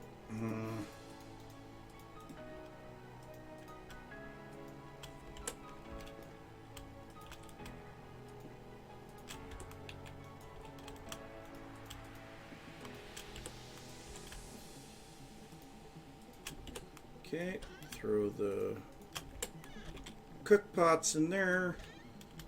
Grab a couple of torches so that we can light these.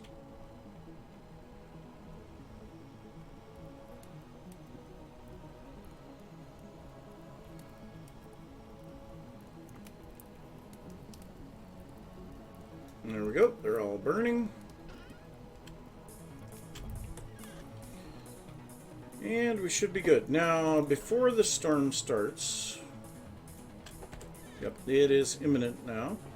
So before the storm starts, I'm going to go around and toss some lanterns around the area so that we can see what. Let's say, why are you not being placed?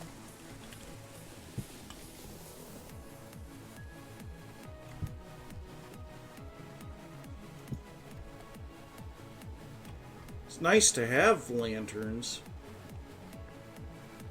You know, this way we can kind of see. Actually, I don't want to be fighting them over here. I want to fight them more out here in the open. So I will illuminate some of this stuff. So there we go. So we'll pull up our sword, be ready to go.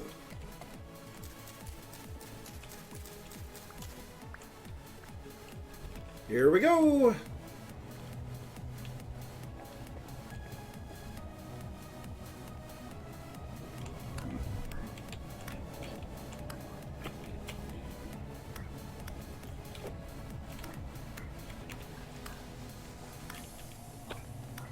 So one of the big things with surviving with multiple drifters around is strafing.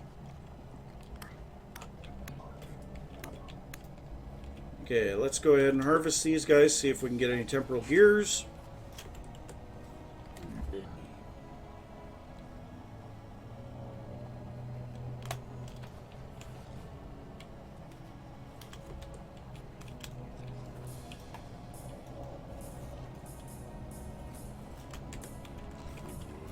Okay, so I just saw a guy spawn on a path block.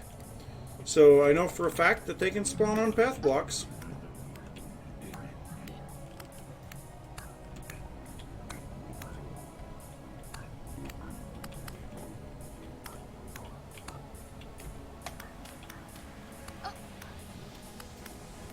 See, and I've taken very little damage so far.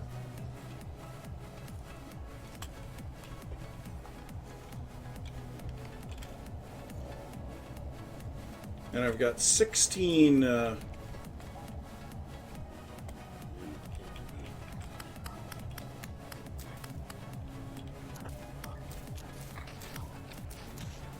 man, these guys are glitching something fierce. That makes it a little difficult to fight them.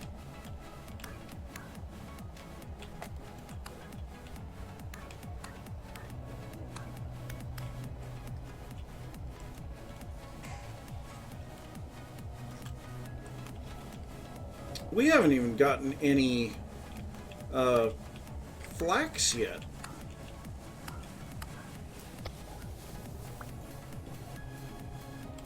Seems a bit ridiculous. Hey, there's flax.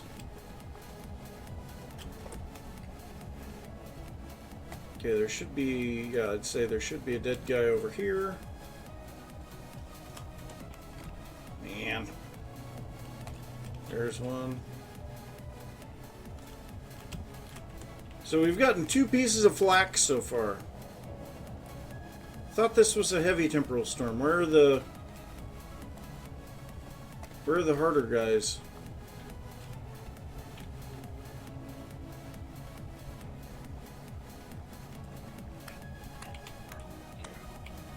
Oh wow, that was really delayed.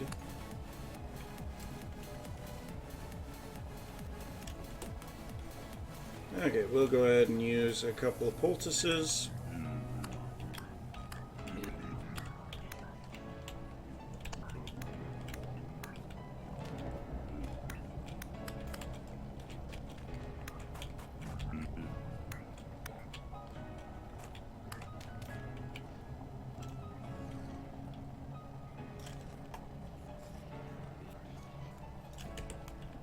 There's one of the harder guys.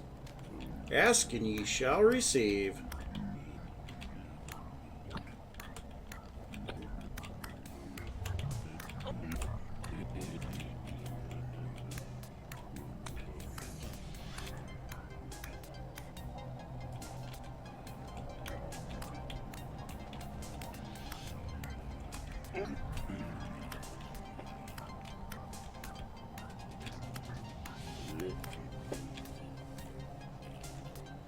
Okay, go ahead and use a couple more poultices. There we go. Let's harvest these guys, see if we got anything. And more flax. More flax.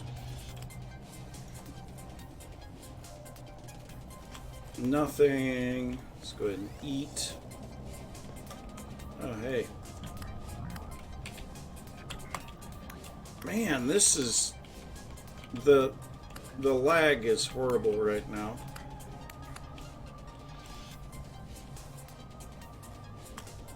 Flax.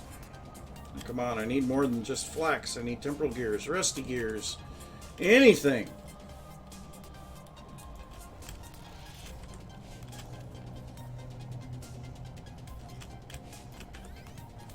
That was pathetic.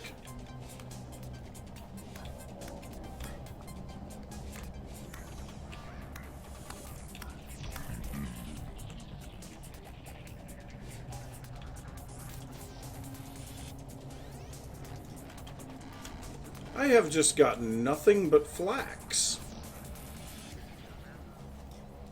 Okay, so we need something to eat.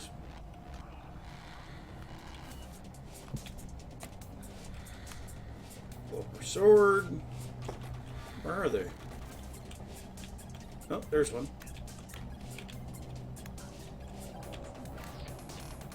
Ooh, this one's a deep drifter. Ooh.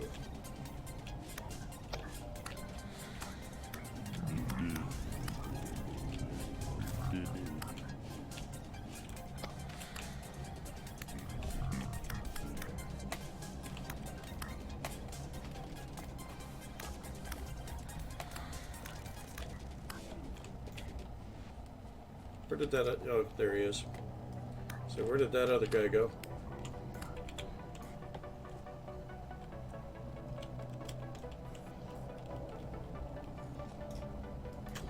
I have just gotten nothing but flax.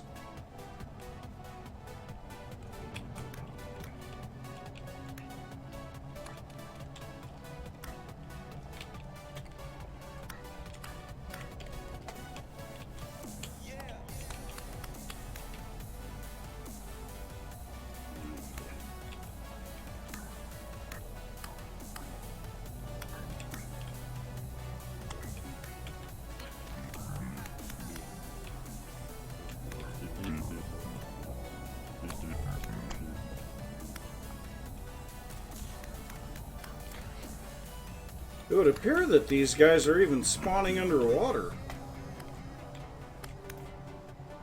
Well, let's see if these guys gave us anything.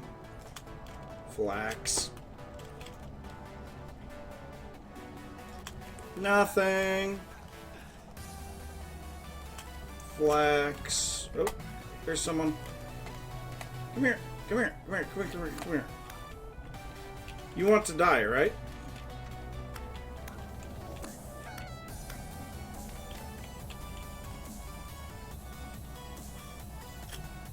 Flax. Flax. I've got a huge flax farm. I don't need flax.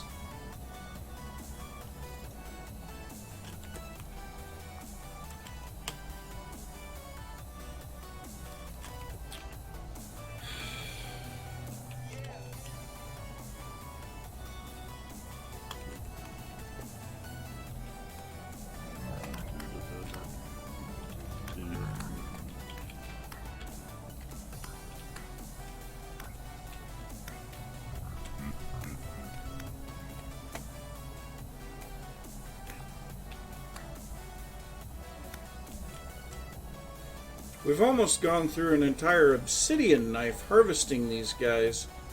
And we still have not gotten a single gear. And in fact, we haven't even gotten that much flax. We've got 14 flax fibers is all. The storm seems to be waning.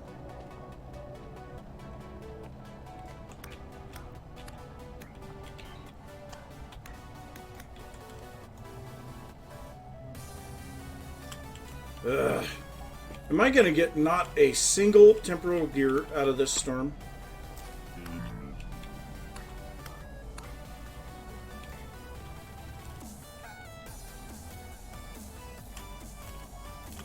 That's kind of the way that it's looking.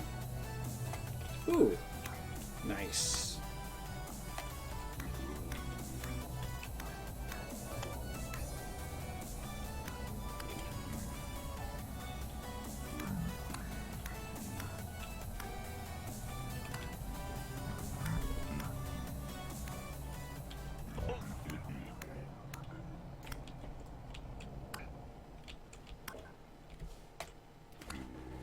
Well, these guys better have something good.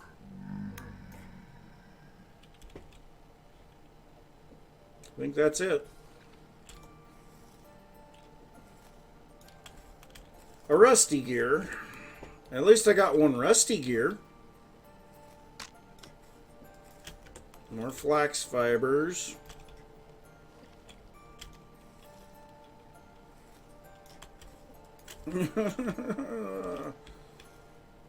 Come on. Okay, I'm sad. I got one rusty gear, no temporal gears. Oh, hey, there's a drifter in here.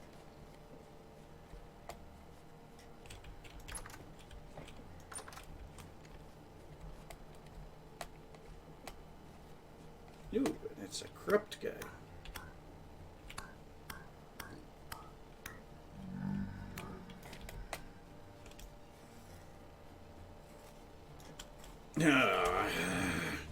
More flax.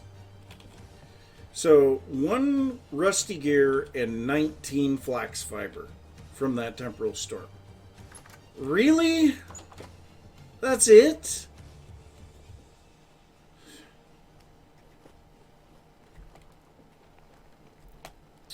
That makes me sad. That makes me really sad. Well, I guess. Granted, I have 4 temporal gears right now, and I don't have a TL to use them on. But still.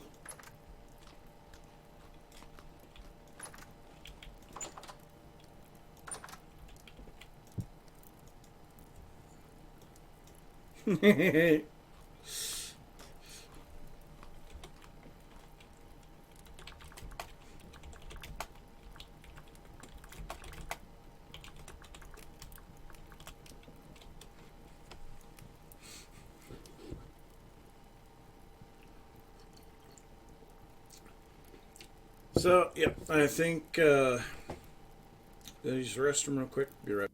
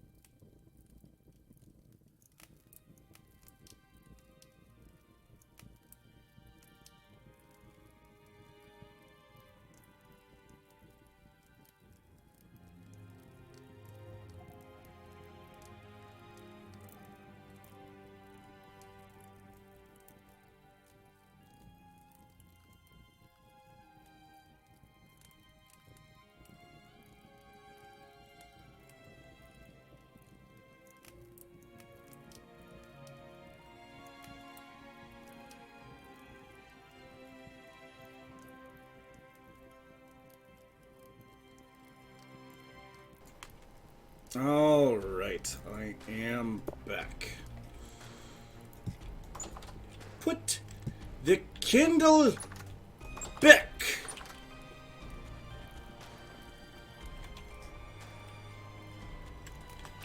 Now listen to me very carefully. Whatever you do, don't put the candle back.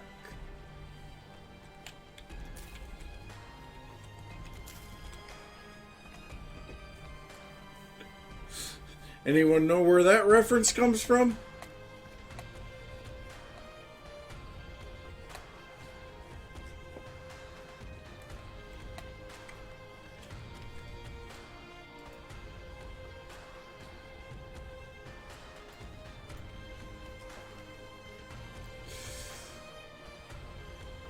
Well, we'll see if these sheep have moved up a little bit.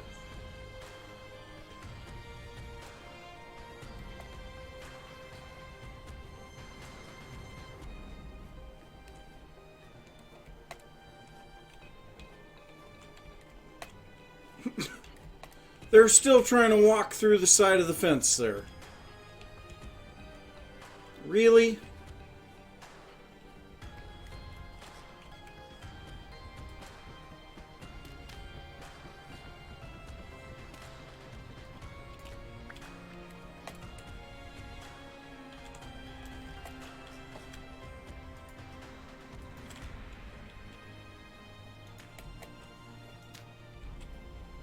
Okay, how many fences? I think I've got enough.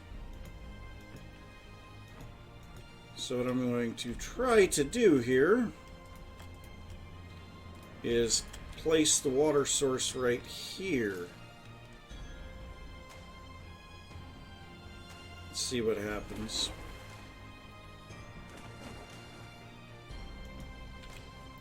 Now maybe I can put dirt underneath them.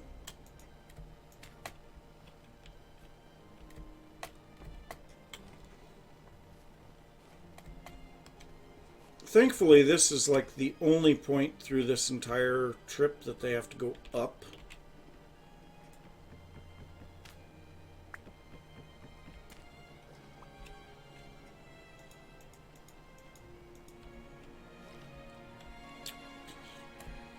They are just bound and determined that they are not going to go up that incline.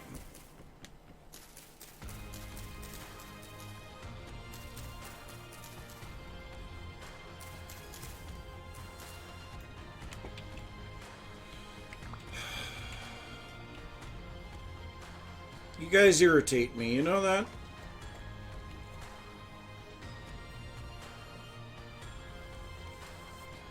I mean, it's not that difficult. Just go up.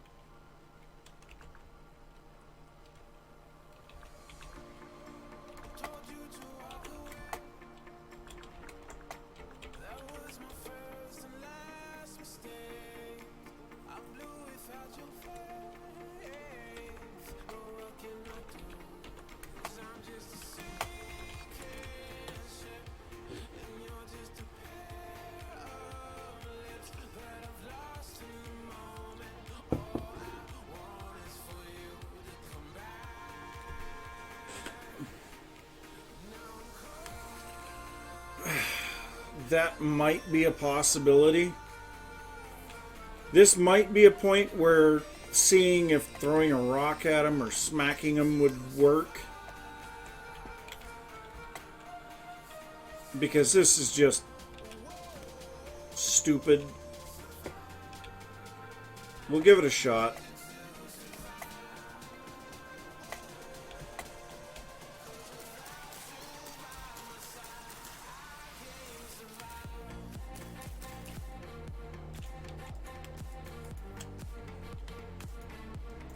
Can I not even hit him?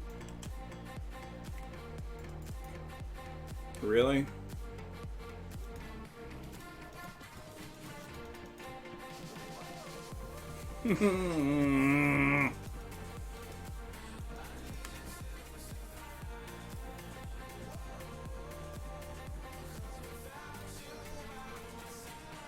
Now, if I wanted to hit him...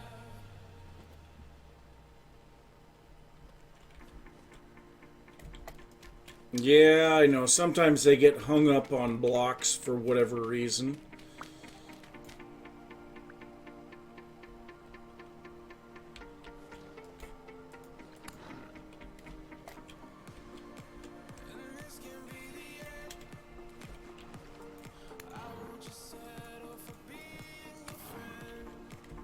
Yeah, she doesn't care.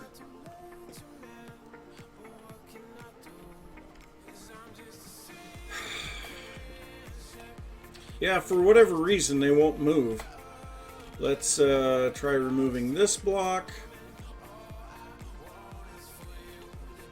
And place a fence there.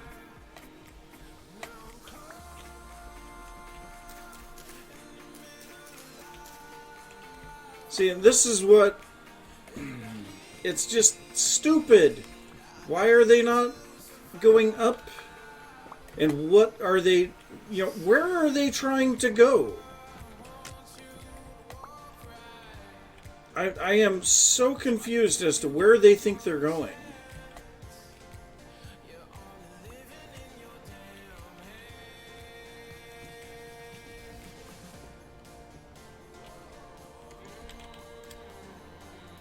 Okay, well, let's make a couple more axes.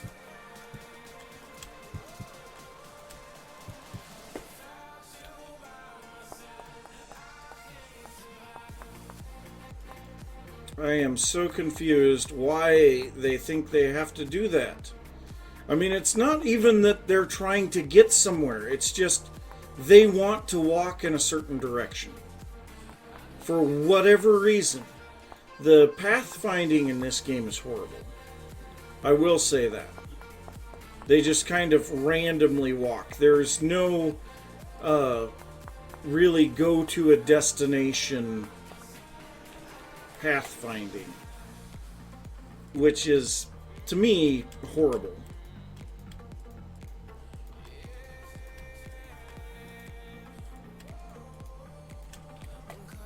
Okay. So now, can I place another dirt block? What? Excuse me?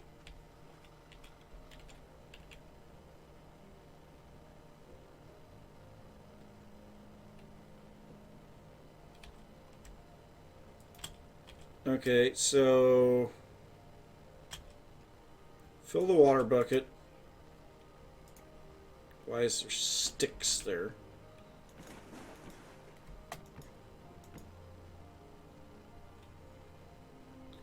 Now, idiots, go forward. He's like, no, I want to go this way.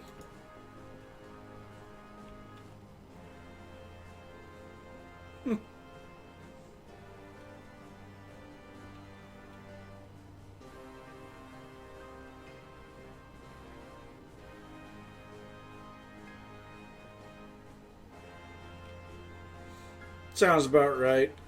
I used to read a lot of Dr. Seuss for my kids, but, I mean, that's been years ago. Many years ago. Many moons.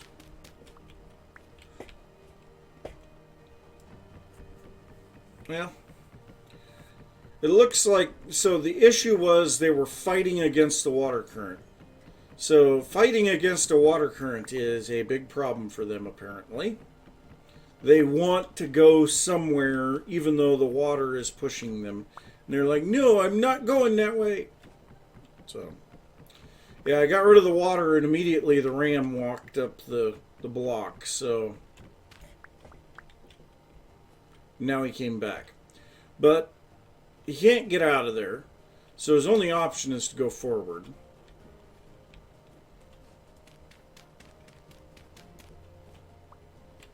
Yes, that's right. Go that way. See, they just kind of, they attempt to walk in a semicircle. They rotate as they walk. So,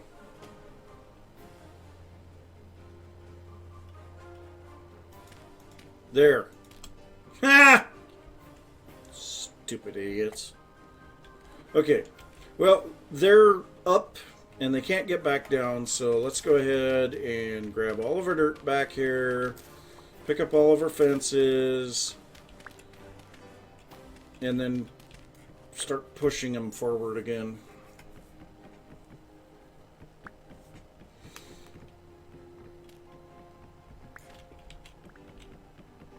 But yeah, I've never had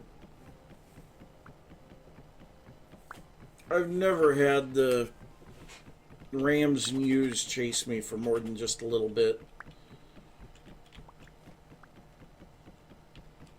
The only thing that I've ever been able to get that to work with is chasing chickens or being pursued by a wolf.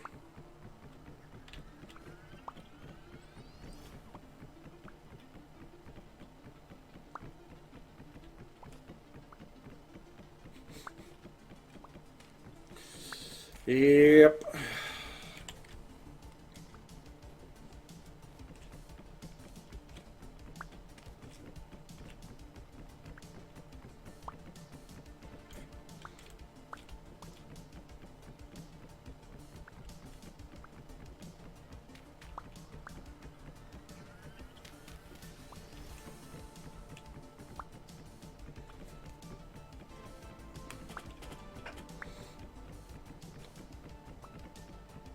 Well, and I mean, we saw what happened when I actually aggroed the ewe earlier, when I first broke them out of their pens, and I accidentally smacked her with the axe, and she chased me for 15-20 seconds at best, and then she's like, "Yeah, I don't care."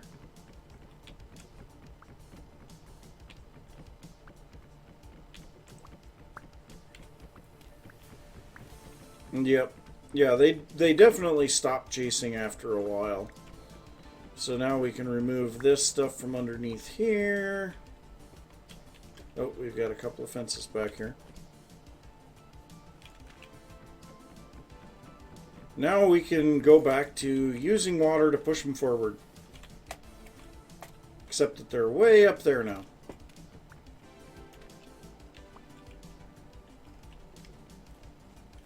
So let's get up here, block that so that they can't be stupid. See, and once they get in water, they're like, "No, I don't want to go. I'm going to walk against the water."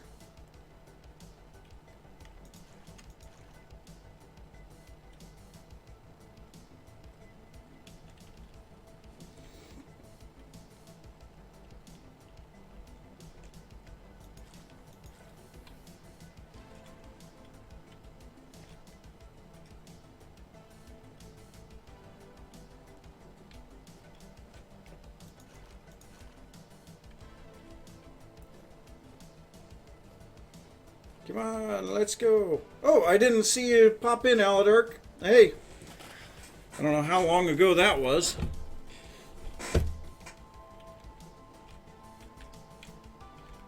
Okay. Alright, we're at the end of the line of what's been put together at the moment.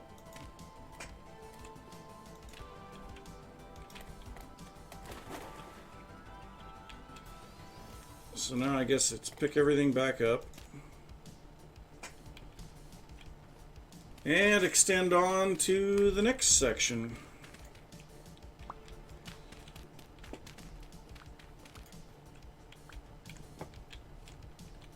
I just wish there was a way to actually lead an animal.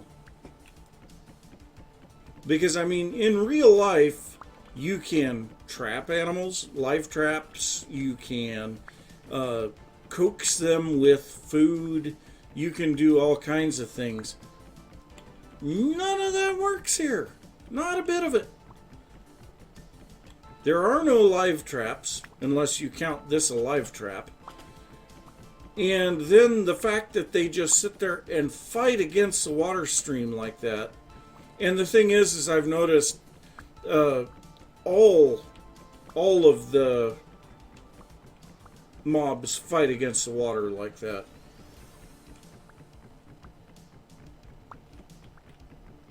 Yeah, and see, that's the issue is once they reach full saturation, they are not going to go after that feed trough anymore. And so, yeah. At least this way I can move them without any real issues. I mean, obviously I ran into a little bit of a problem here with this, but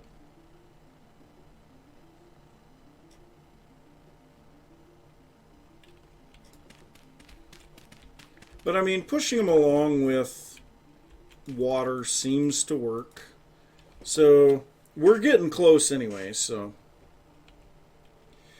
See, that's one of the things that we've been talking about is I just cannot get the stupid things to chase me. We actually tried here just a second ago because they wouldn't go up a block, and I punched the U like 3 times, and she did not care. She could not care less.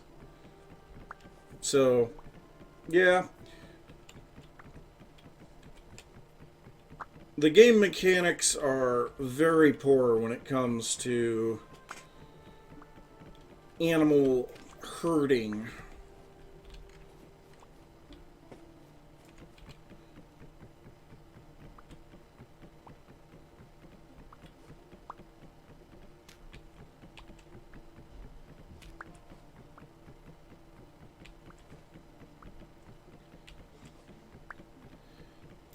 Well, I've just never had any luck with throwing rocks at them and getting them to chase me.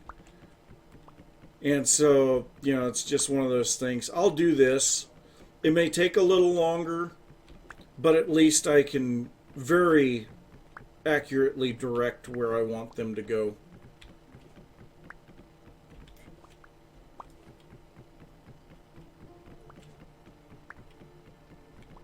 Because otherwise they just sit there and try to walk against the fence as they're doing right now. Okay, so coming out this way. Then we'll go down through there. Then this is a very long straight shot through here.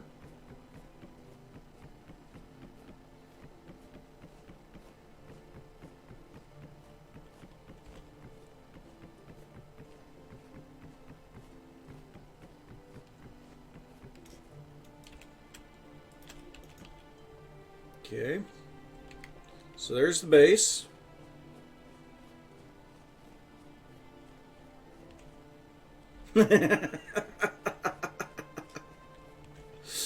Oh, that's funny.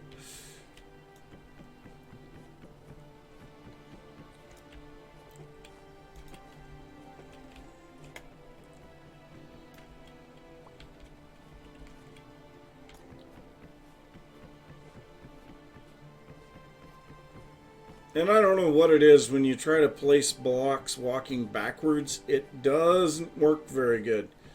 But placing blocks while you walk sideways works fine. I don't get it. But whatever. Oh, we're past the end.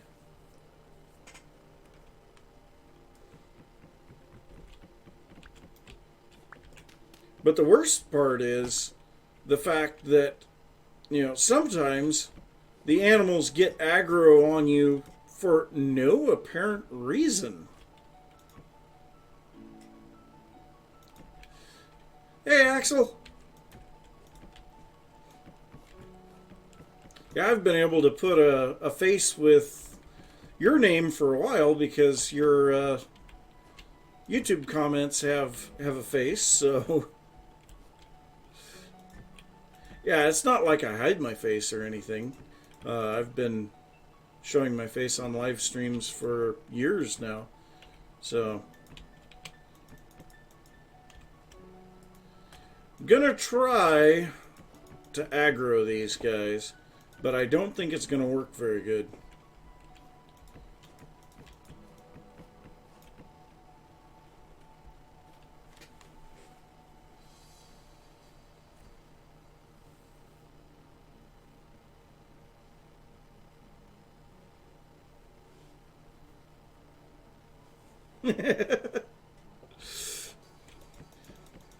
Well, I do post my live streams to my channel too, so you know they are available there as well.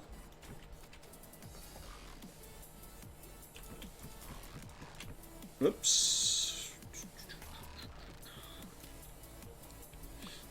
Got to twirl the mustache. It's a little short for that. I trimmed it the other day. So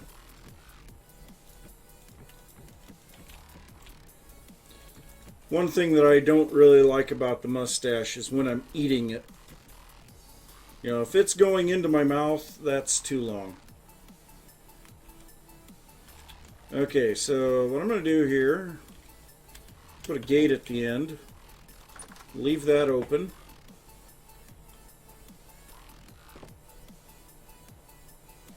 And we'll see if we can irritate at least the RAM. Because the RAM is the one that I really need.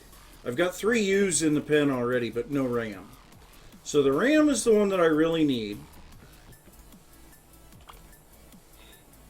Whatever. Okay, so let's see if we can smack him. See, he doesn't care. Let's try throwing an obsidian rock at him. Hey!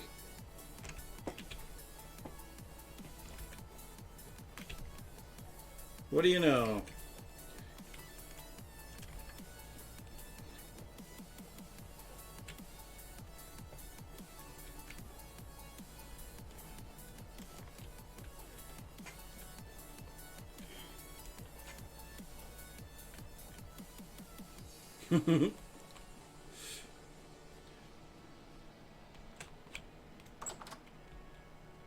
Hey, buddy. Oh, is the U coming too?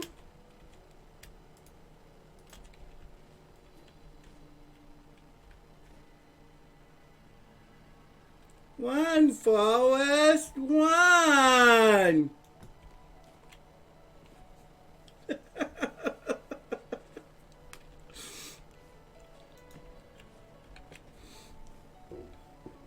Well, that's the first time. That's the first time that I've ever gotten that to work.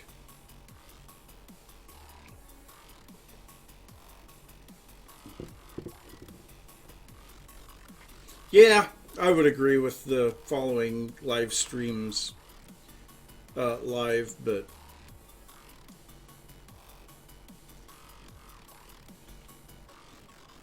oh, it's a huge amount of effort. I typically spend about 40 hours per weekend working on getting stuff done. Then I spend the rest of the week trying to catch up on sleep and editing videos. Usually I have the week's content recorded by the end of Sunday.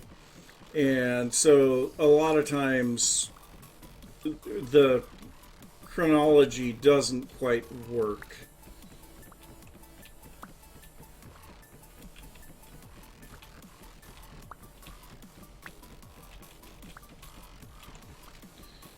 Oh, so many fences.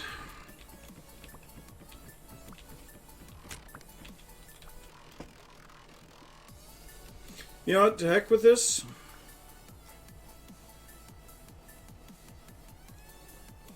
We're going to go see if our survival goods trader has anything good to trade. I know usually he has like a tin bronze axe or something like that.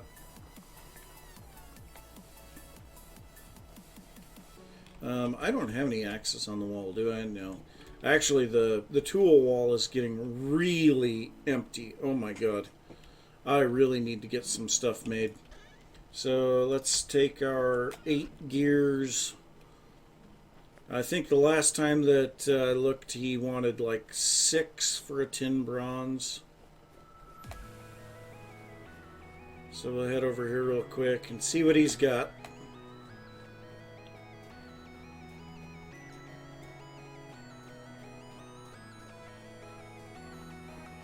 Oh.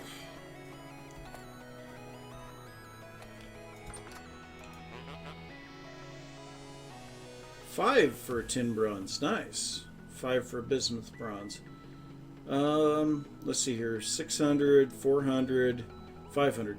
Okay, so it's 8 gears for the black bronze, which would give a slightly higher durability. Yeah, I think it's worth it. We'll go ahead and...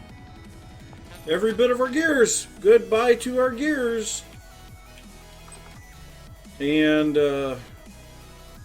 I'll be making some iron tools here very soon, so...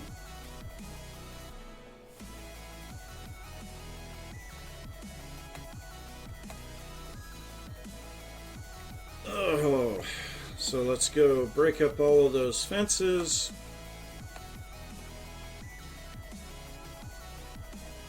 And get the next section laid out so that we can bring them that last little bit down to the pin.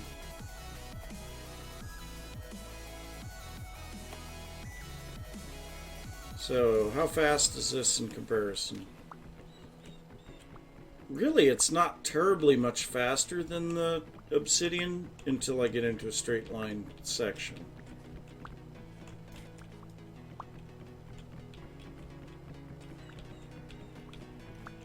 It only feels like it's about 60 or 70% faster. I don't know what the actual numbers come up to.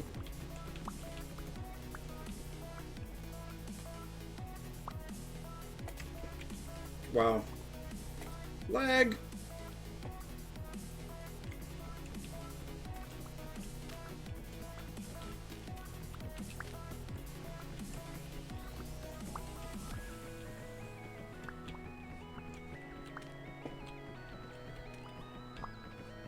The biggest problem with breaking these is it's hard to hit them.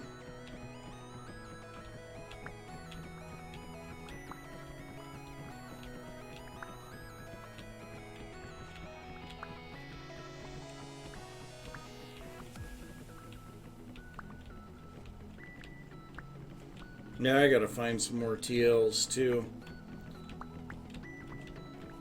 I'm sure there's more of them around here. It's just a matter of locating them. I'm just happy we've basically got our ram down into the pin. That's the main thing. And it only took us about 2 hours to do it.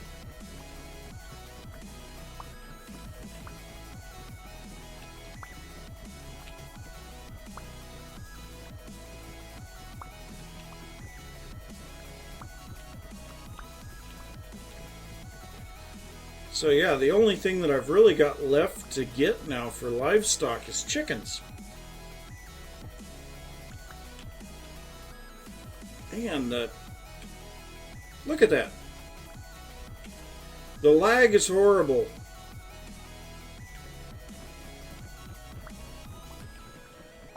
And it's not my connection.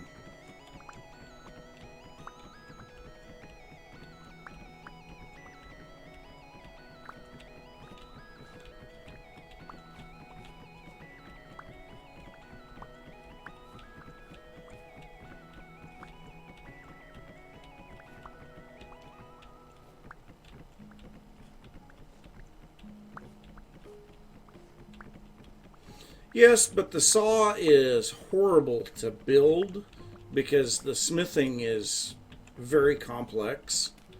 And hello as well.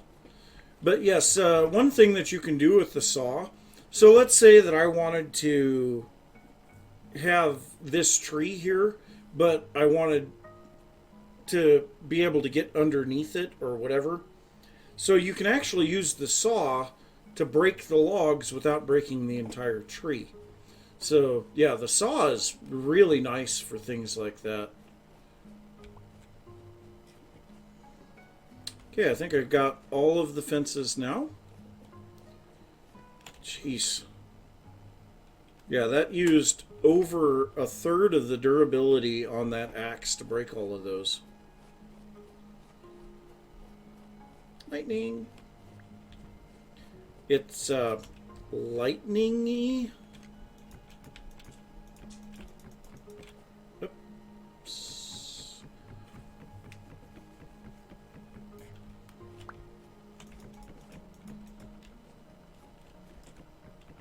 Well, the good news is we still have something like 2.5 hours for the live stream, because I typically go for around 5 hours on the live streams. So now I'm just curious, does posting the notification to a YouTube community post help you guys? Are you able to actually figure out what's going on from that? You know, I'm still experimenting with some of that stuff, trying to make sure that what we need is what we're actually getting.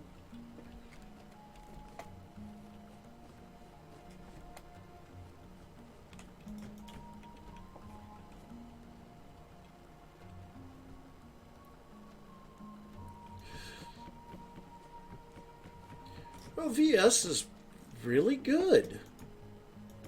I mean, let's be honest here.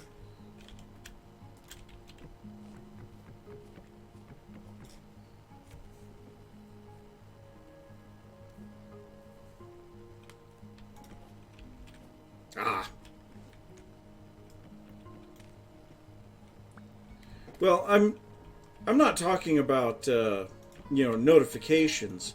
I'm just saying a community post. You know, so it's basically like I have tweeted something on YouTube.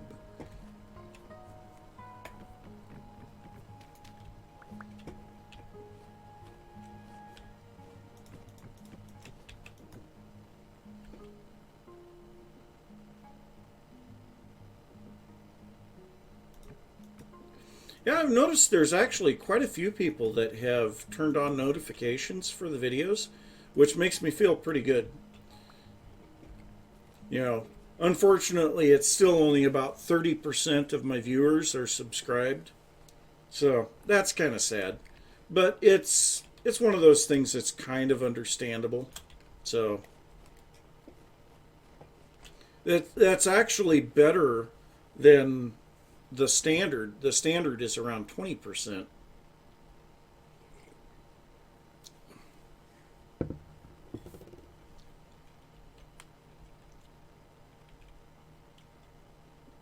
Ah, well, that works as well. Okay, let's see if it works.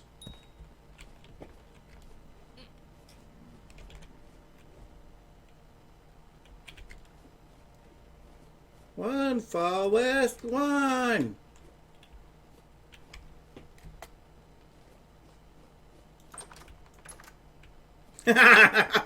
Man, he hit that gate hard.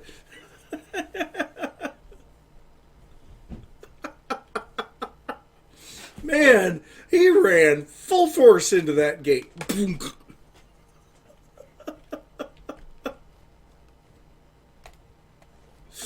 Oh, that was priceless. Okay, so did the... No, the U did not. So actually, if I throw a rock at her, she doesn't care. Really?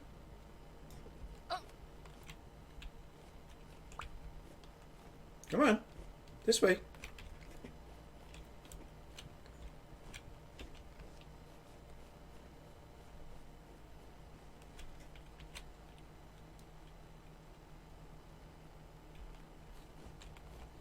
Yeah, there we go. Got it all taken care of. Okay, so now we just need to clean up all these fences, and we're done. We're done with that. That is great. Yes, it was very close closing that gate. However, I have other places that I could have trapped him. So, it wouldn't have been that big of a problem.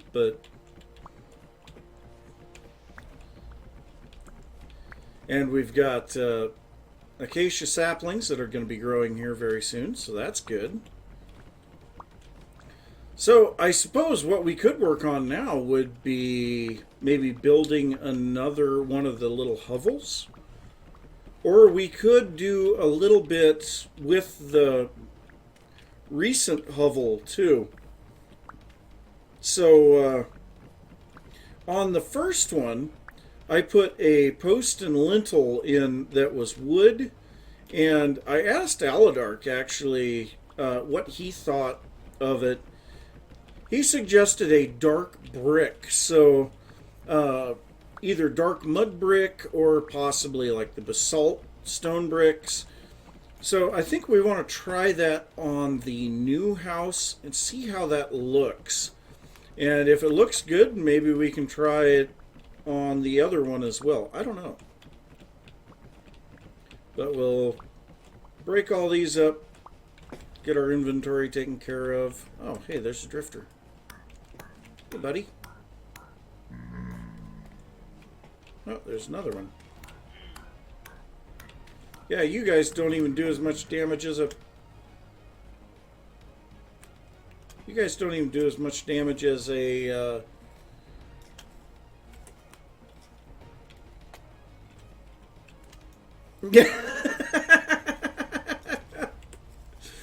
Oh, I was going to blame you anyway.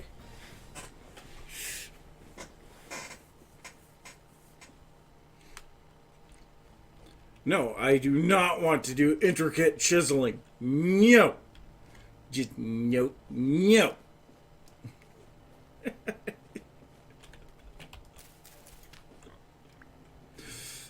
Well, we've got pregnant pigs. And it shouldn't be long and we'll have pregnant sheep. So, yeah, we have livestock. That makes me happy. So, looks like maybe I need to go and grab another stack of grain.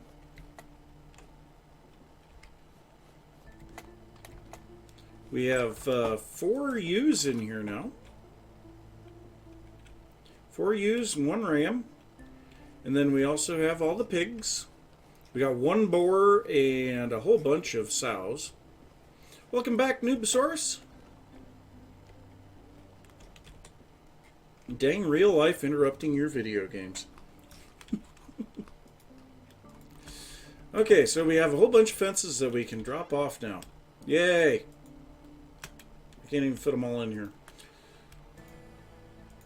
Okay, then we have some saplings, some sticks, some grain, or some grass, maple sapling. Okay, well, that's about as good as we're going to get. And I guess I need to put this bucket back. There we go. Alright, and we still have 2 of these. Good for 4 days in my inventory. So they'll be good for a bit longer down here. Guess we'll just place them on the floor since I've got one there. So 15.8 days here in the cellar. So he does have a harem.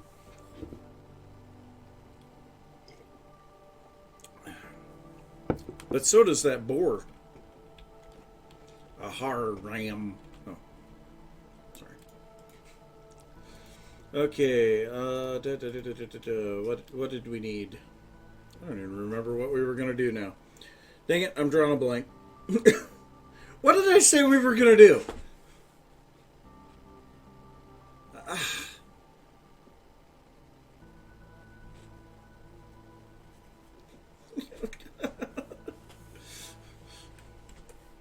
Okay, so we were bringing the sheep. Oh, we were going to grab some grain and feed them. Jeez. What is wrong with me? It's like my brain just shut off for a second. It's like, oh, you wanted to do something? No. No.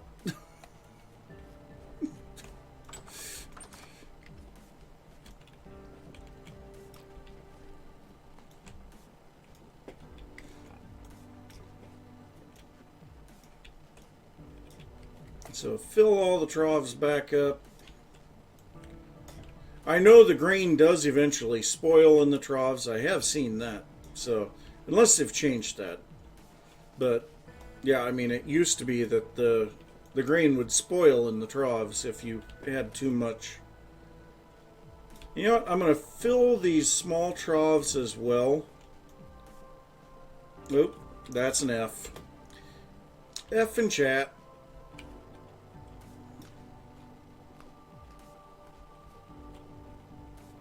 Lure you died to a tainted drifter. So yeah, we should be able to get some pregnant sheep here. Oh, yeah, we already have pregnant sheep because the ram came in here, he ate, and these guys were all full saturation. So, nice. We have pregnant sheep, we have pregnant pigs. I don't know how long these take to have their babies, but that's kind of irrelevant. So we actually placed out all of our grain. Nice. And so now we could go over and harvest the flax. Oh, saltwater taffy is great. I actually haven't had any for a little while. Makes me sad. Most of the time it seems to be hard to find real saltwater taffy. You get the imitation junk that...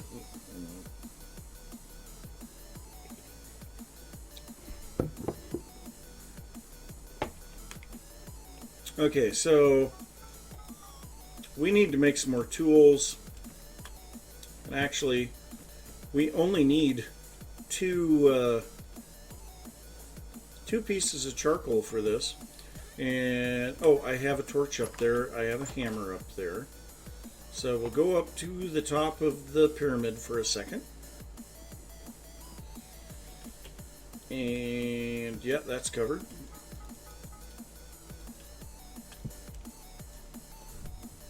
Light.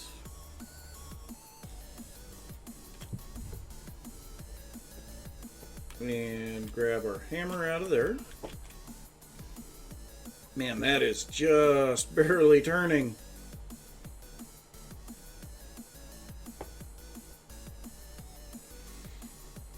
So I have done some experiments with these power control systems in my creative world, and it's actually kind of fun to see what you can do with it.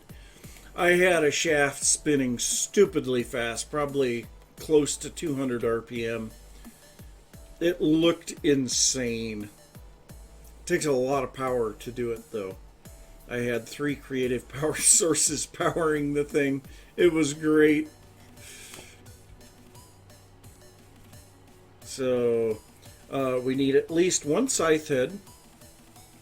I'm going to make an axe head. Might as well make another pick. And the sword actually took quite a bit of damage, so I'll make a new sword too. So we got 4 things to make. So we'll start out with a long sword blade because this is a quick one to make and it's not very warm yet. So, oh, my mouse is going all over the place.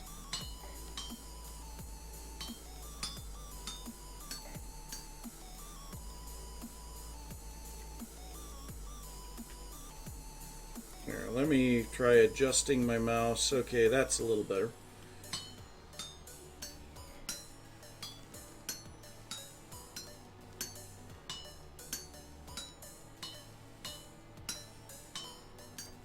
There we go. Okay, so now we just need to remove a bunch of junk.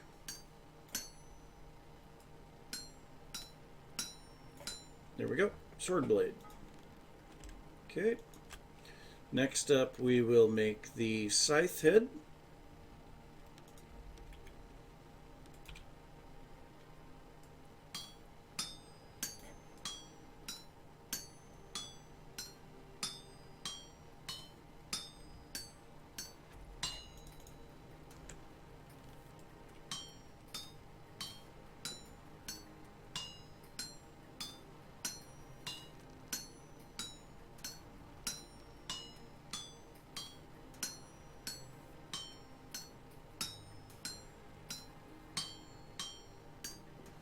Intense focus. Oh, well, have a good one, Axel. Good to see you here today. And yeah, I'll look forward to seeing some more of your comments. I always enjoy them. So have a good one, and yeah, I will see you later.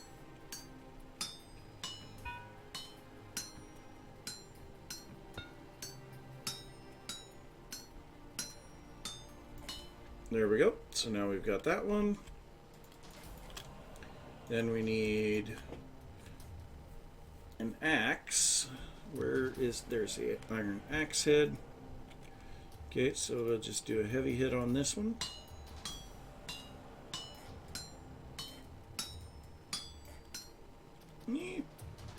Okay, that didn't work quite as good as I was hoping.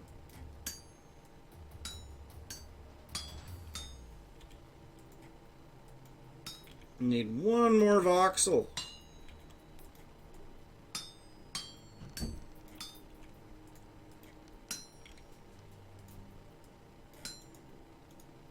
Yeah, that didn't work. I hit the wrong button.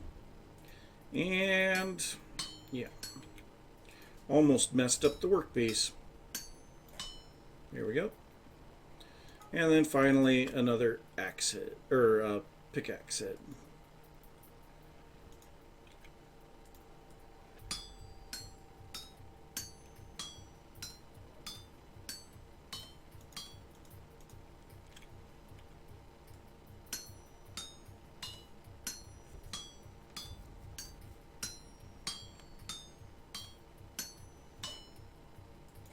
One more there. Grab these two. Okay, remove the extra little bits. And then we're good to go quench these. I know we don't have to quench them. I think it would actually be cool if quenching made their durability go up. Yeah, I really think that would be cool. Maybe it's something that I'll have to recommend to Tyrone. So we'll toss all of these in the water. Quench them. I love that mechanic. You know, why have the mechanic in if you're not going to use it?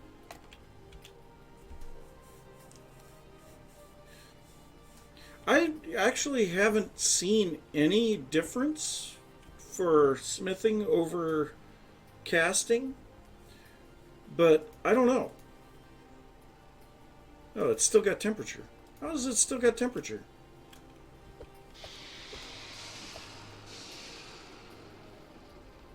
Oh, that's what you're suggesting. Okay. Yeah, that makes sense. Yeah. Because everything that you can cast, you can also forge. And there would be an incentive to forge it then versus just casting like copper and bronze and things like that. Oh, I don't have any sticks. Well, let's go make some sticks. Or get some sticks. Make some sticks. Okay, 1, 2, 3, 4. So, my first iron axe. Nice. Okay, then we get another iron long blade, another iron pick, and then an iron scythe. So that iron scythe is going to be really nice, considering that I need to go and harvest my flax. So we've got 3 additional pickaxes at the moment. An extra sword. And you know what? I'm going to put these shears here next to copper shears.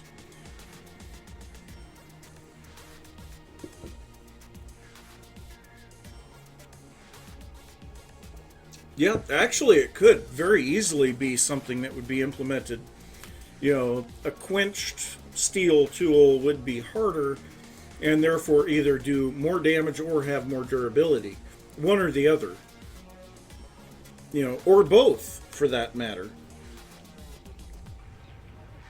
Because you can just let it cool down or you can actually quench it. No, we don't need the axe at the moment though. So, you know, hang that up there. So let's go ahead and harvest all of our flax.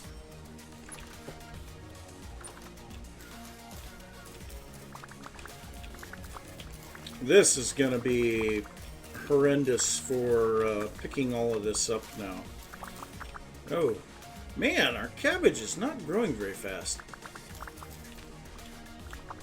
I guess to be fair, it's only been a couple hours. You know, I planted the cabbage before we started all of this, so it's only been a couple hours.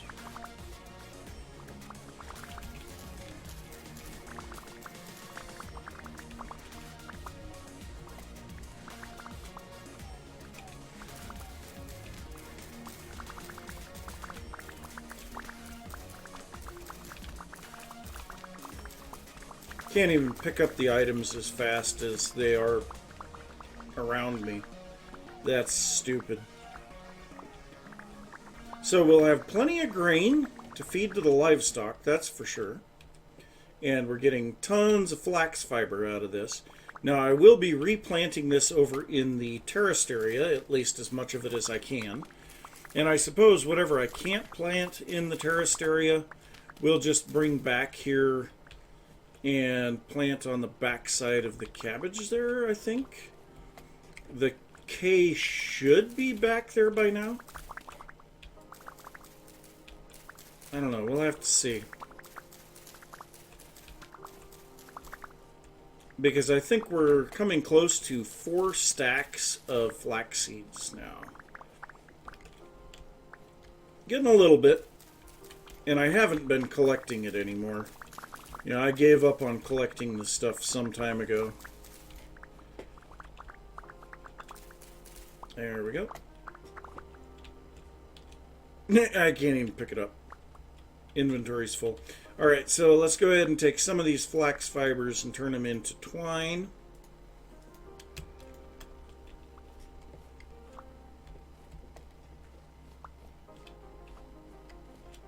Oh. There it goes. It picked it up.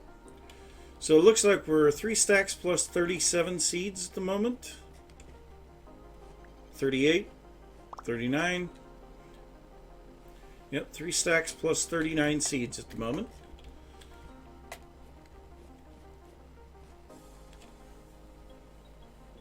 And that really didn't take all that much durability off of my scythe either.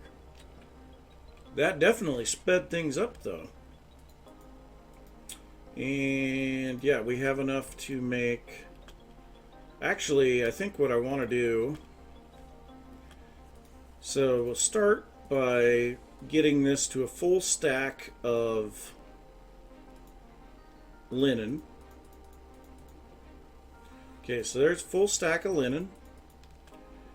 And then we need to get that to a full stack of twine. I like to have full stacks of stuff. Call me weird.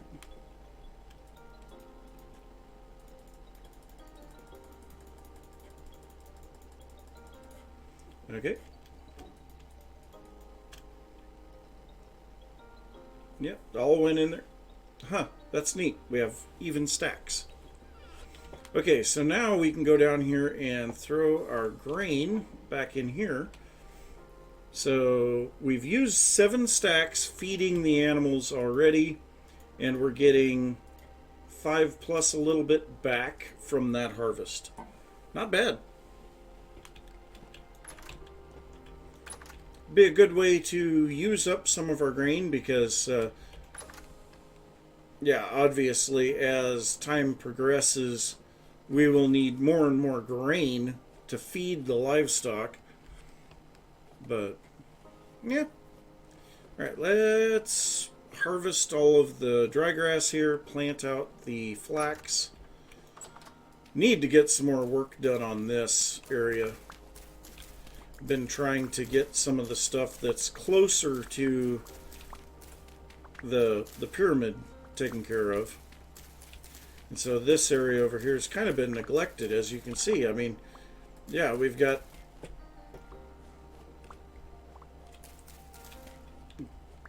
dry grass and horsetail growing everywhere out here.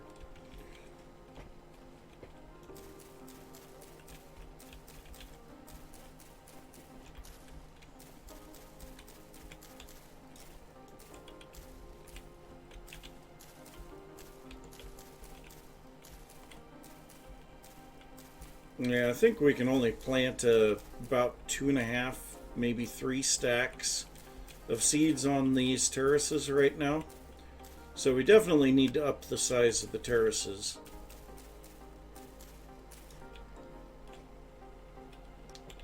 Be nice when we can harvest cattails with the scythe as well.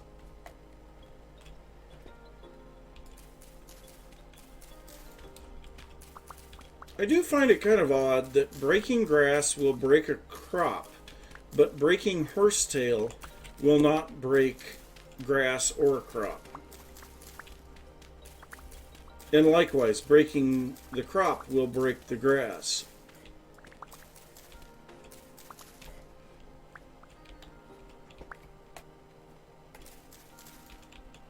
Just one of those weird game quirks, I guess.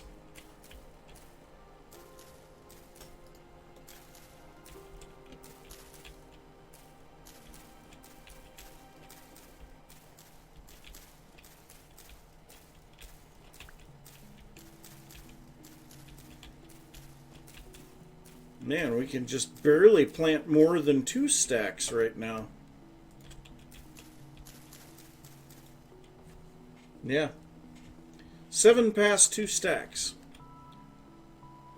So we still have a stack and a half of seeds. Let's go plant as many of them as we can.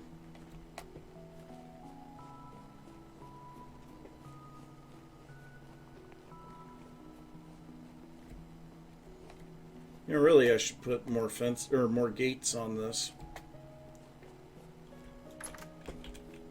It was supposed to be temporary.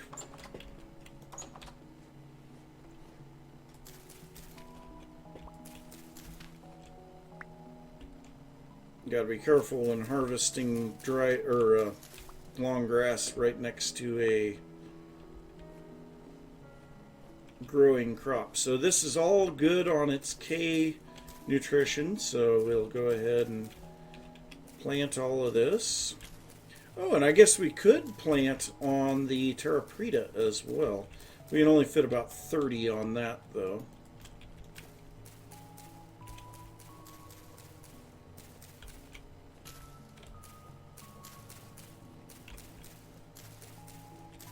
So yeah, we'll go plant on the Terra Preta. And then anything that we have left, there's a little bit of space there that we didn't use previously.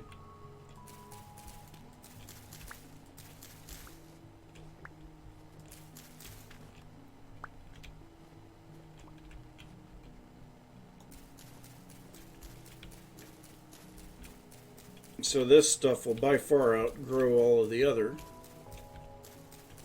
The K is not completely full on this stuff, but it's close enough. So we've got 7 left.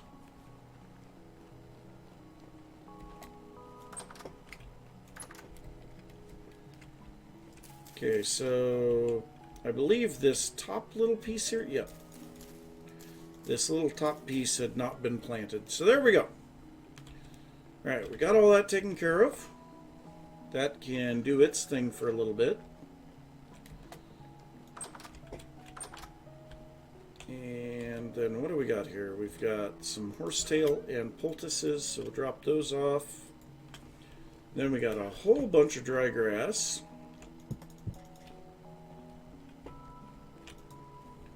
We have our fire bricks done that I totally forgot about. No, I didn't forget about them. I take that back. I didn't forget about them. Yeah, sure. I didn't forget about them at all. So we should have, yeah, we got stack and 3/4 of fire bricks now.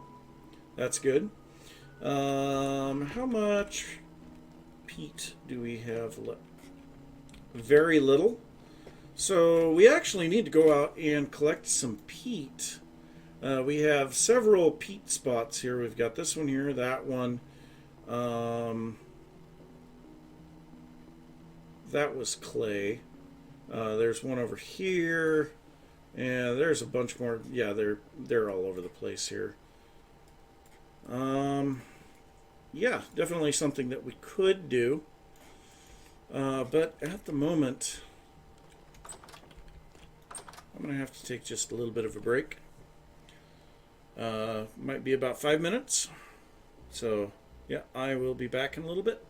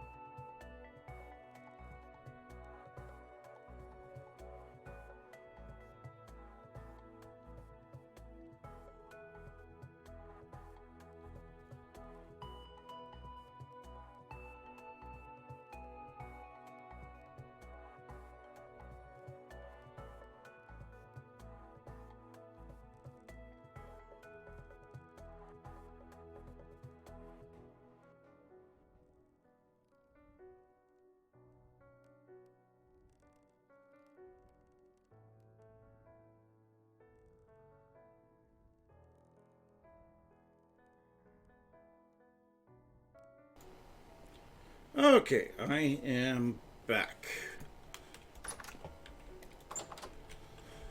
All right, so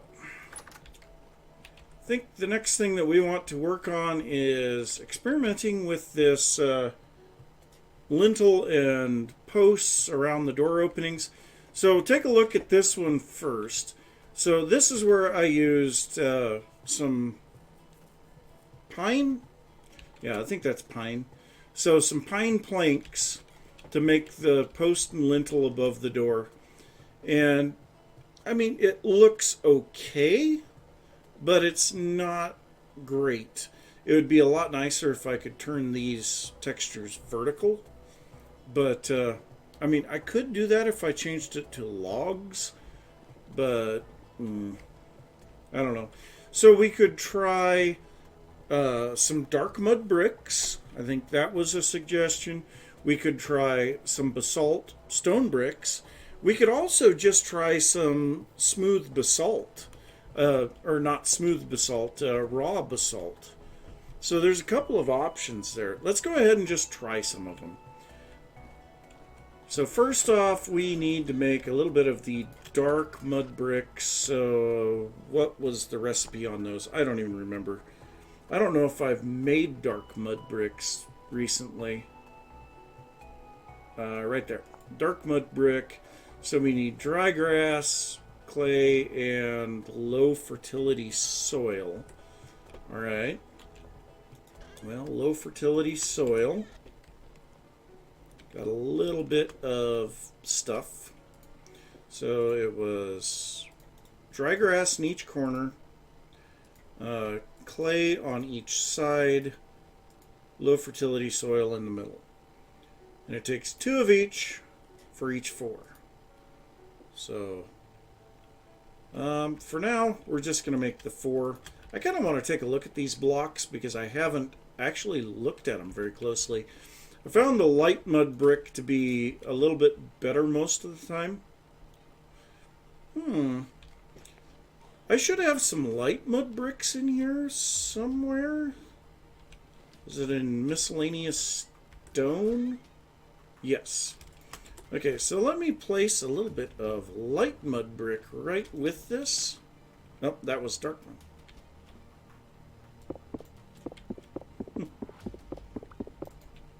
That was good.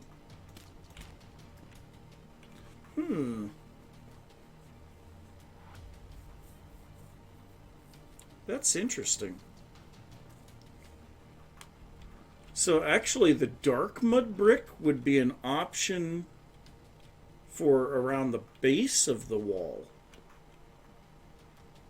Kind of give it a almost like a weathered look at the base of the wall.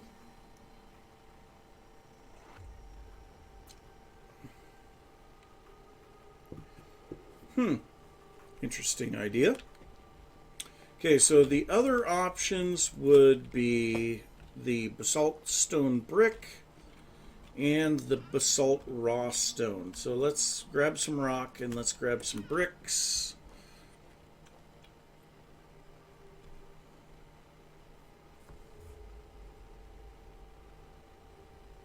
Yeah, and that would be a very distinct possibility.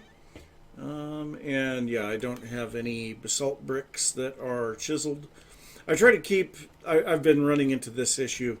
So, you know, I'll go and chisel something and then realize, oh, I have a whole bunch of those. So I've been putting all of my chiseled blocks into this chest so that before I do any chiseling, I check and see, do I have any of these or do I need to make them? But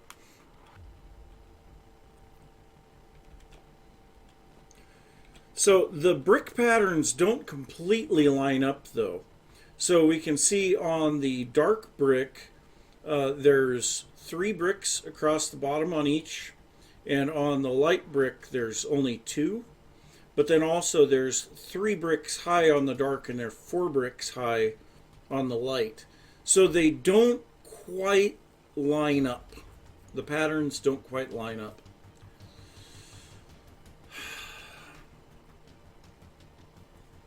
Got pancaked? Wow. I haven't seen that one before.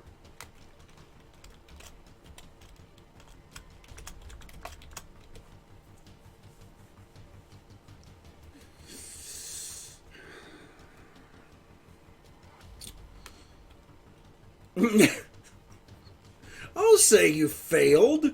Jeez.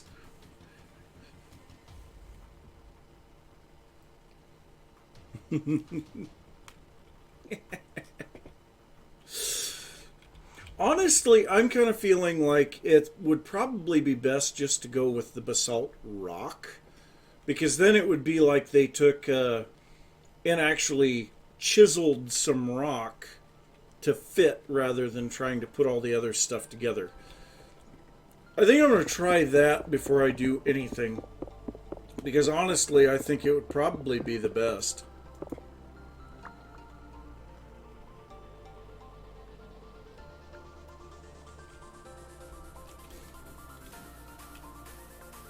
Yeah, I think the stone bricks do. So, I should have some sandstone, stone bricks, andesite stone bricks. So if we throw down a basalt, a couple of basalt, English, I swear, I know English. Okay, so basalt stone bricks, and then we go with the sandstone. No. Oh, it's a randomization. Okay, so these 2 blocks match each other, and the rest of them don't. So it is a randomization. Well, when you chisel, the randomization goes away. So you could actually make that work. So you could put various various blocks in to one brick. And that's a good point, Aladark. I think I will head over to my creative world real quick and find out what we can do with this. So, nope, not multiplayer, single player, super flat. And now I can show you guys this stupid setup for high-speed axles that don't really carry much power. They just spin real fast. It looks cool.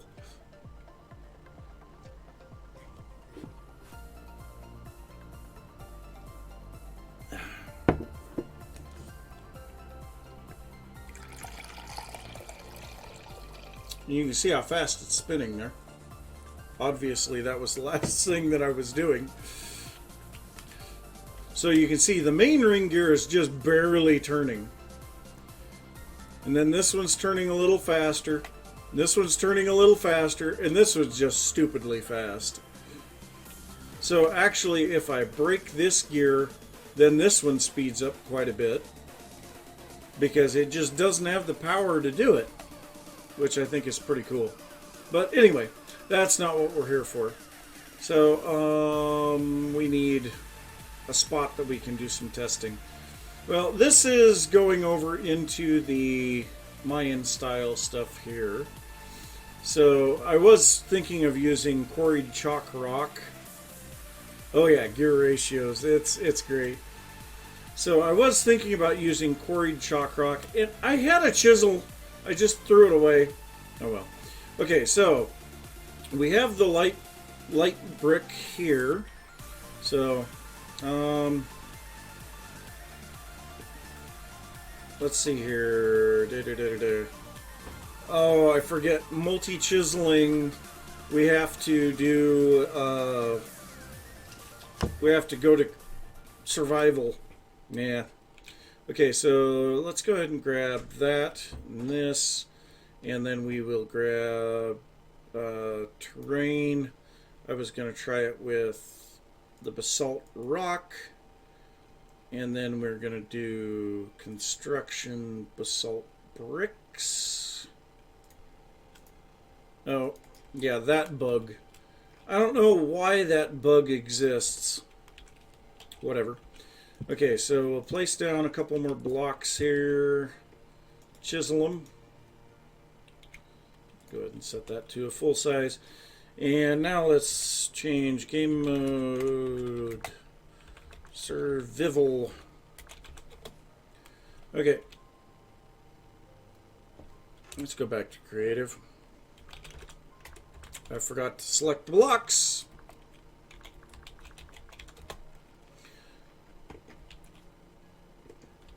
Okay, so now I should have everything that I need there.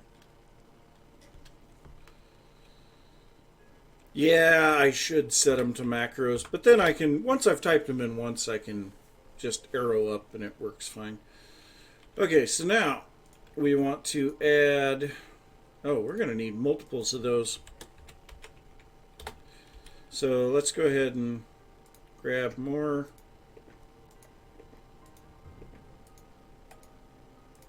There we go. So now we've got 32 of them. Whoops. Yeah, I know. Well, it's like what I have here for being able to wave. You know, I set up a macro for that. I don't remember if I set up any others. Doesn't look like it. So, yeah, I'm well aware of that. It is very much a nice little thing to be able to put the macros in. Yeah, and I think it's great that they carry over between worlds too. Man, I got a lot of junk in my inventory. Okay, so let's go ahead and first add the regular stone.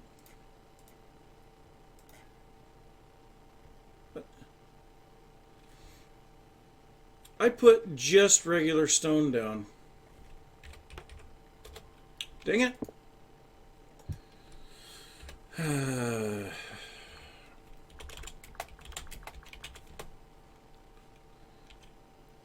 Here, let's do this.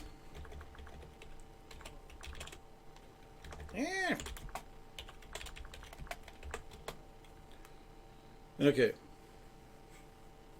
So now, the sun is not moving. Dang it. It gets irritating sometimes. Okay, so now, there we go.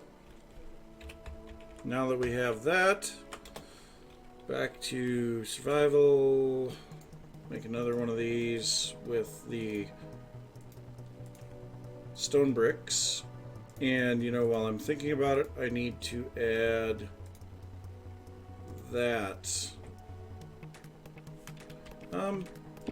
We can actually punch out one of these. Eesh. It's horrible. I wish there was a better way to pick up chiseled blocks. Okay, so there we go. Go back to creative, we should have what we need. Alright, so if we place down this one and this one, at least now we have those. Let's start by changing these to that. Okay, so this one's got stone bricks. This one's got regular rock. Alright, so now we'll get rid of those. Replace them instead with these.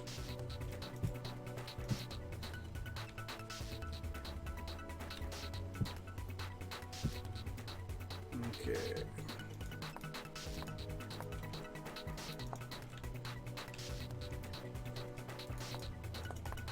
Okay, there we go. So now, doorway.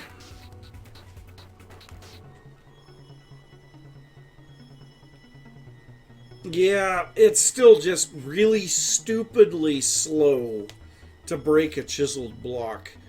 And I mean, once you've chiseled a block, it shouldn't be that difficult to pick it up. It's kind of ridiculous how slow it is at picking stuff up. So let's go ahead and place a few more things down here. Just get an appearance here of what we would have.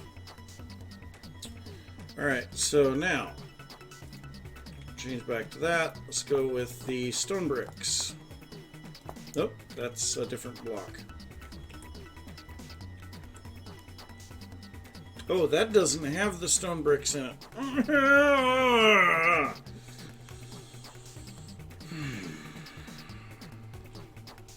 That is probably the one thing that I don't like about all this chiseling stuff.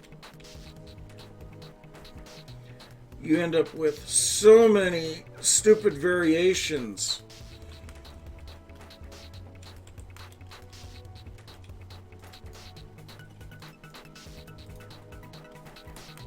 Okay, so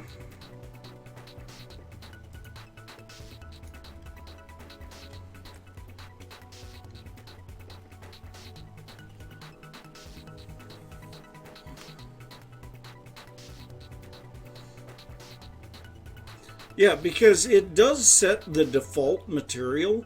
So like on this block here, if I have a, well, this block here, let's take this one. So the default material on this is chalk rock.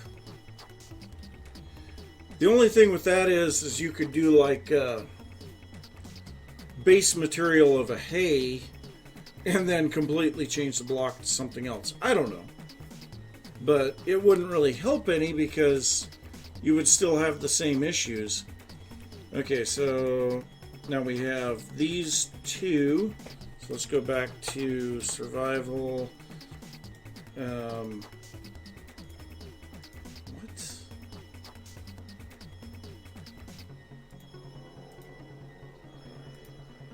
What? There's something glitching out here. I'm not sure what. Okay, so which one's which here? That one's got the bricks. That one's the blocks. Okay, so I've got them in the right spot at least. Alright, so now if we replace... Go back to creative. replace that one, that one, that one, that one, and that one with the appropriate blocks. Okay. I have the wrong... I need this one. And actually, these two need to go away. So do those. And those. Just get rid of everything that we don't need.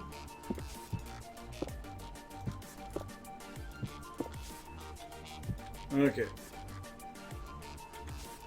There we go. There's the appropriate material.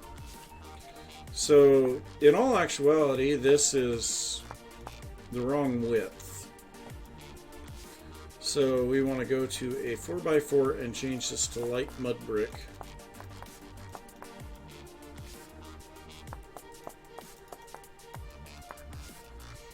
That way we're a little bit narrower, because the post shouldn't be full width.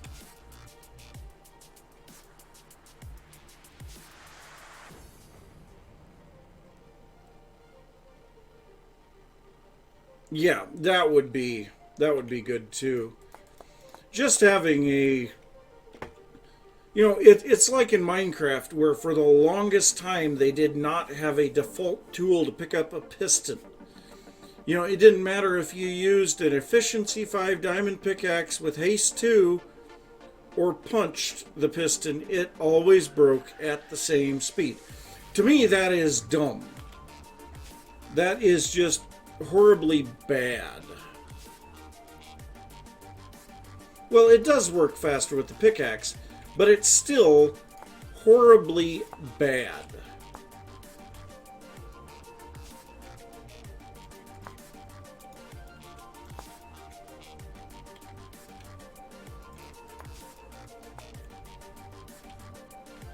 See, I don't really care for that brick texturing there, but that just could be me. So let's go ahead and put down another doorway here with the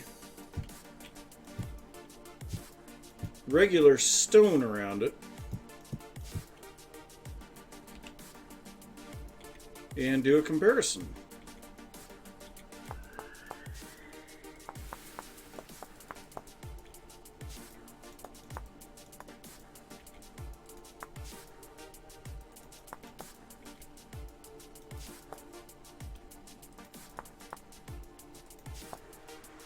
Okay, so now,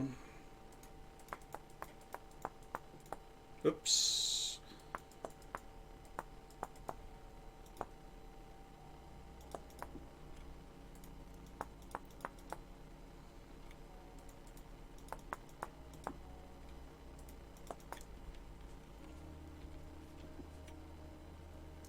Feels like there needs to be some type of transition between there. Otherwise, this looks much better than that. So one thing that I could do here, let me try this. Oh.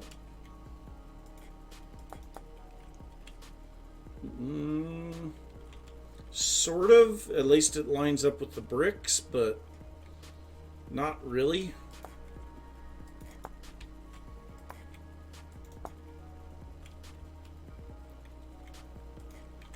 Let's try this, just because. That way it would look like there's like mortar between them. I hate doing one by one chiseling. No. No, not in the slightest. I mean, I like the thought of it being more like a solid block than this, because, I mean, if you look at this brick here in the middle is not supported at all. That would just drop out of that doorway.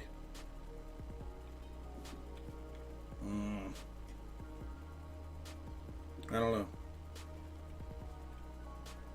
I will say I have food in front of me, and I am hungry.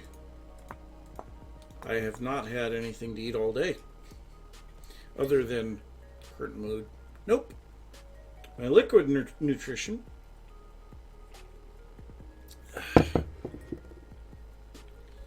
So what do we think? I mean, the other option was the dark mud brick, which that would be a much more subtle border. I wish there was a way to quickly replace material in a chiseled block. That would be nice. But there isn't, unfortunately. You can replace an entire block.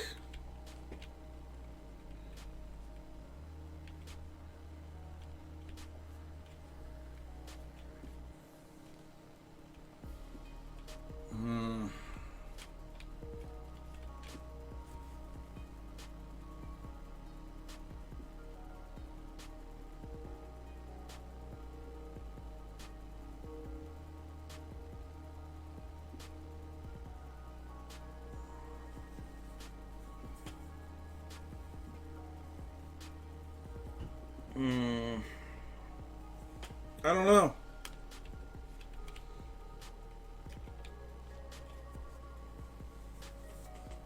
Man, I just got really red. I realized I was kind of rubbing my face, but I think there's something wrong with my lighting all of a sudden. I don't know.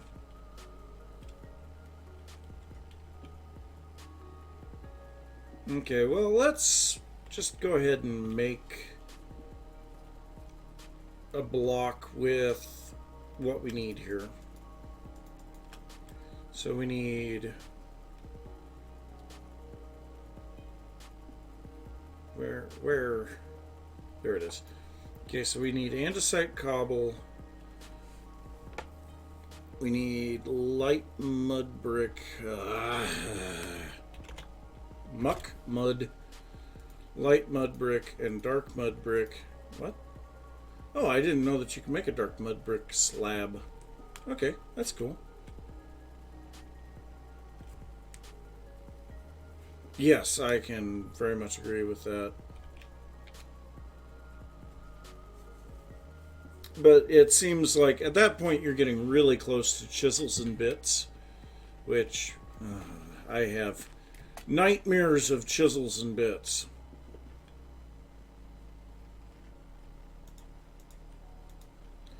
Okay, so now let's go ahead and get those back out of our inventory. Grab these. And then we'll need 2 of these, 2 of those, and 1 of those. Okay. Back to survival we go. So we'll start with the chiseled brick. Yeah.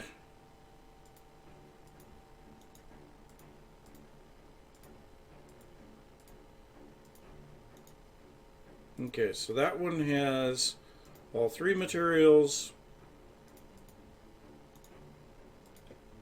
That one has 2. All right.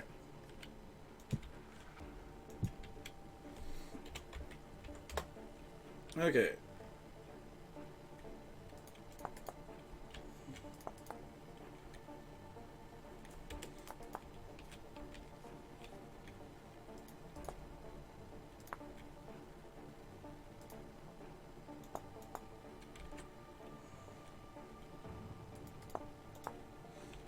Okay, so I think that's what I'll do, just to show what they are.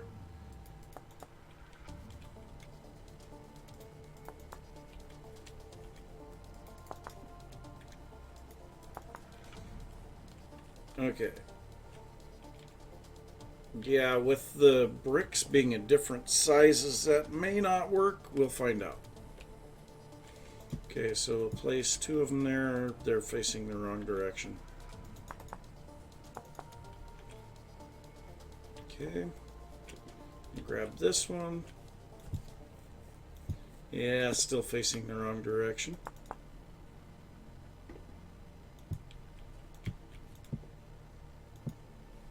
Okay, fix some of this up a little bit. Mm. What the? Oh, that's why. Sitting there. What in the heck is going on here?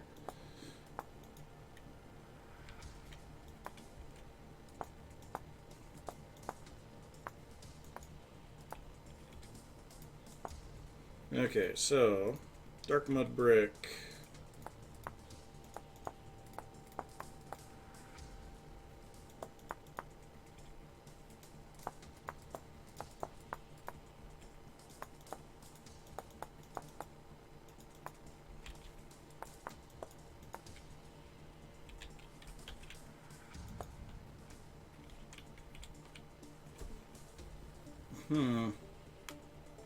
Doesn't really show up very good.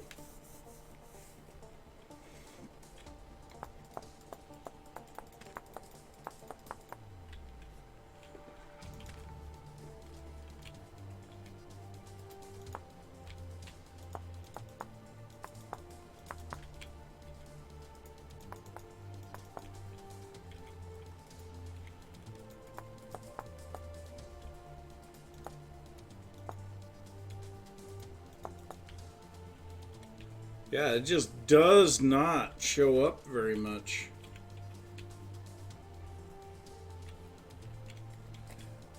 Okay, so out of those three, which one do we think looks the best? Any thoughts?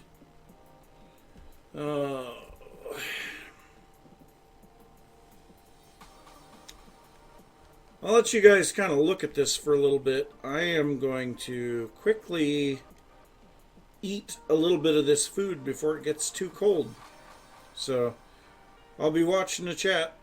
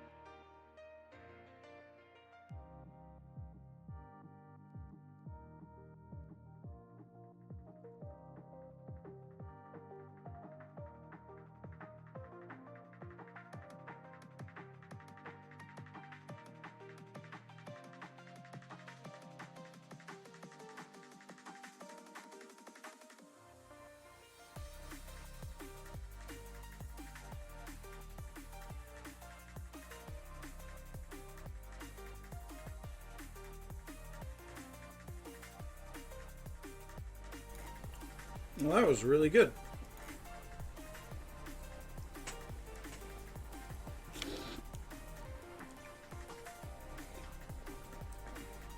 So nobody's saying anything, but I am definitely...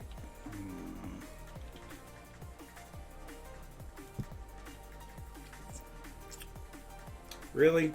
Did I just do that?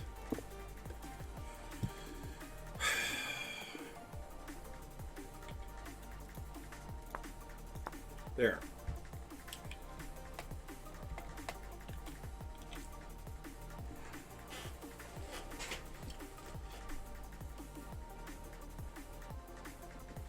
If I was going for more of a subtle thing, I could definitely go with the dark mud brick. Structurally, the stone bricks don't feel right to me. But it feels like there should be some type of a seam here between the post and the lintel on the stone. And it just doesn't work very good. I mean, maybe we could throw in the stone brick so that we could get that edge on the top, but I don't think that it would match up with the texture there very well.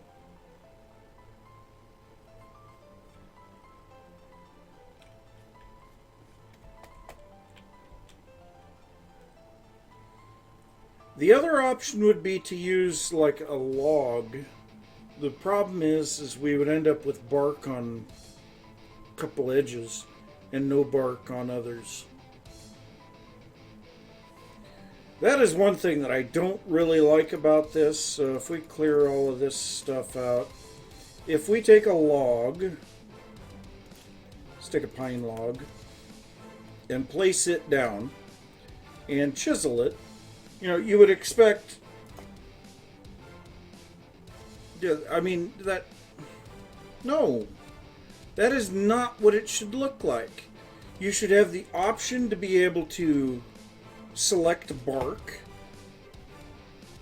or this should be a vertical bit of lines, not horizontal.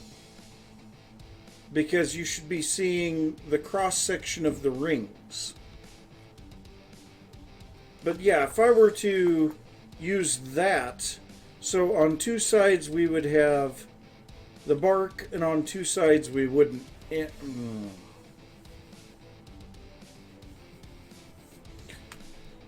It's just one of those things that kind of bothers me a little. So anything else that maybe we could use aged wooden planks. That's kind of in between. Ooh, there's an idea. So let me try something here real quick. So we'll start out by taking these blocks and placing them over here.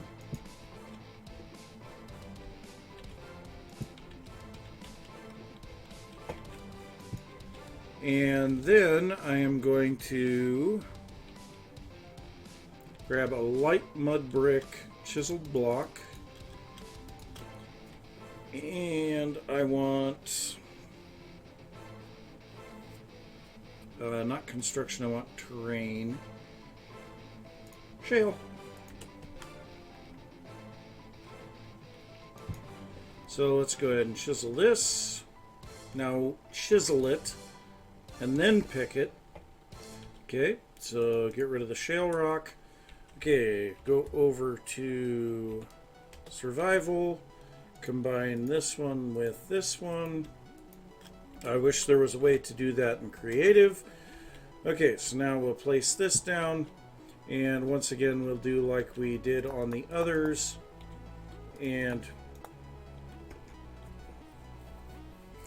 no, I'm thinking of a lighter stone for the lintel.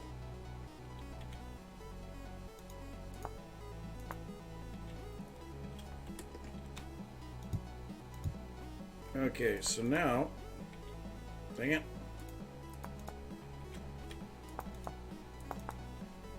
So now if we change this, so now, and it might be that the post we want to be the lighter color, but at least now there is a distinct variation between the two.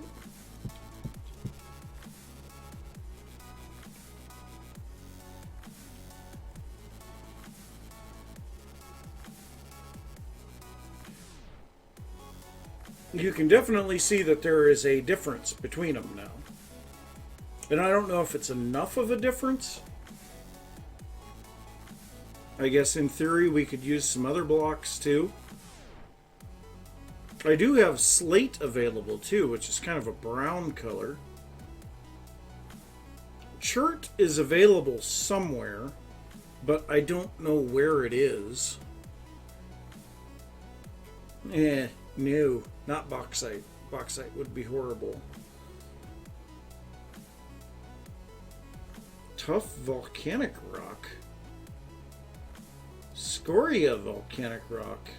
Okay, I have seen kimberlite. I've seen a lot of kimberlite. I've got halite available. Suavite I have available. I don't have any of the marbles.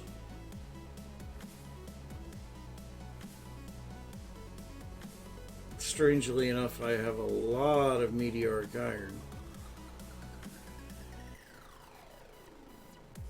So maybe here, let's try this. So we'll lay this out again with the slate as the top.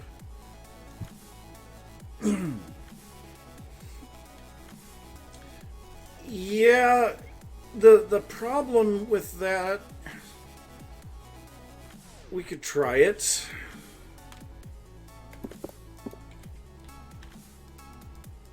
We'll try it. So let me grab all of these blocks. Each one of them is its own custom block. Dang it. Okay, so that one there. It's like horrible. Every single one of these is its own custom block. Okay, so then we would want this one and this one. Wait, we don't need that. All that we need is 2 bits of chiseled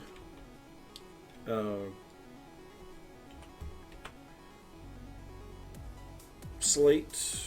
Go back to survival. And then we can add the slate to that.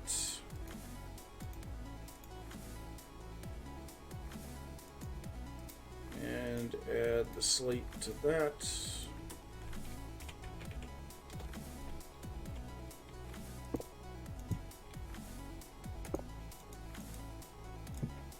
No. Okay. So then we have to go down to a 1 by 1.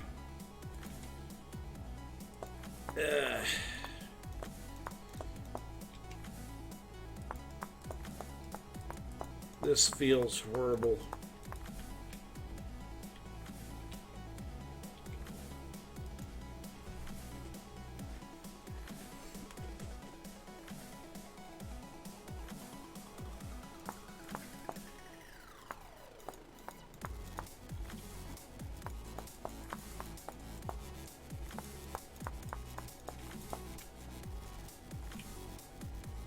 Well, it does show a line.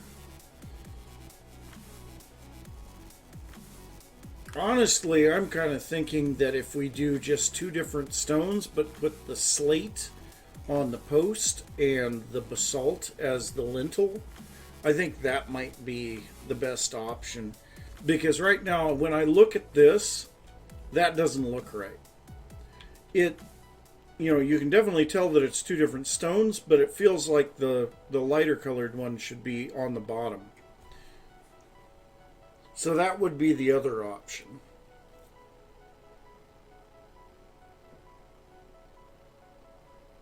You know, we've spent a lot of time farting around with this. It's horrible. But so we definitely determined that the dark mud brick is a no. The bricks I don't really like.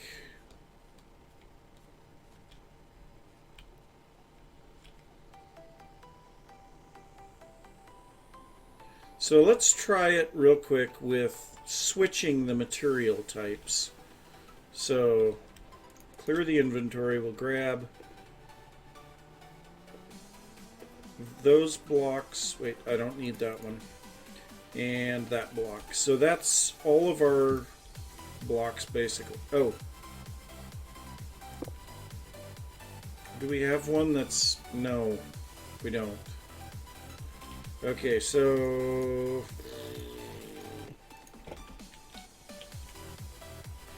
we need the basalt across the top. We need the shale down below. And then really all that we need to do is add a cobblestone to the shale.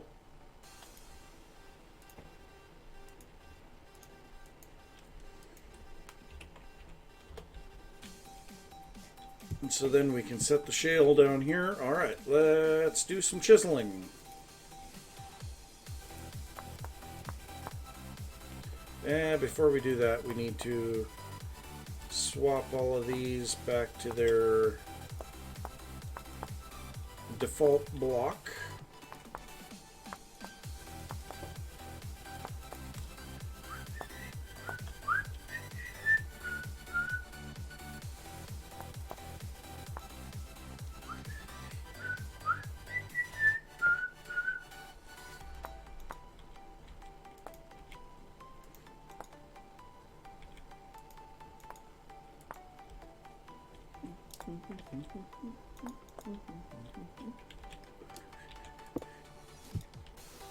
Okay. Now a little bit of chiseling. I'll start by breaking out those. Don't try this yourself. It's extremely dangerous.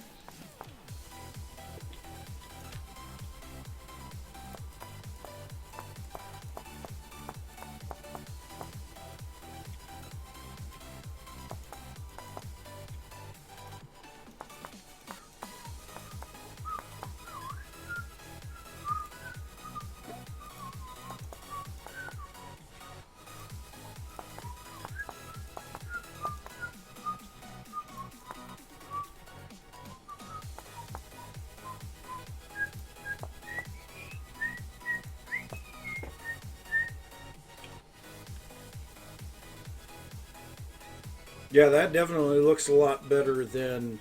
So of those three options, I would lean for the one on the left with the slate post and the basalt lintel. Now the other thing that we could do here would also be to extend the post a little bit deeper and go all the way to the bottom of the block with it. That might help as well.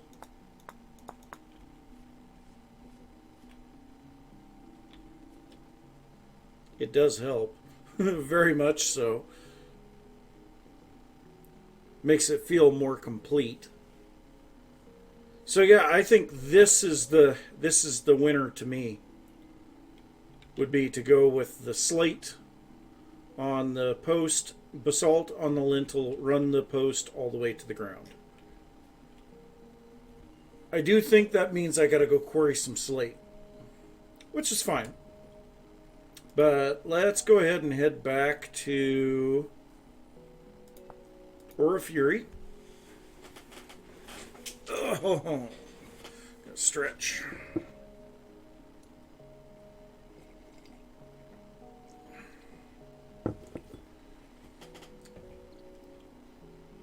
That is a really nice image. A lot of chiseling there. So let's go ahead and take a look. So that should be, I believe, in one of the miscellaneous stone. I have one shale rock. So yeah, I need to go and do a little bit of shale quarrying. So let's grab a wood product.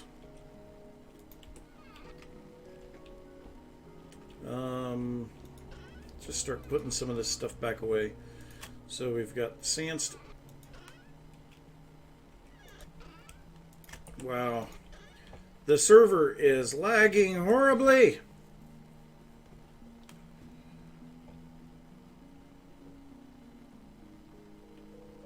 Yep. Yeah, it's so easy to overcomplicate things. You know, and especially when you're trying to do something like this where there's going to be a lot of them.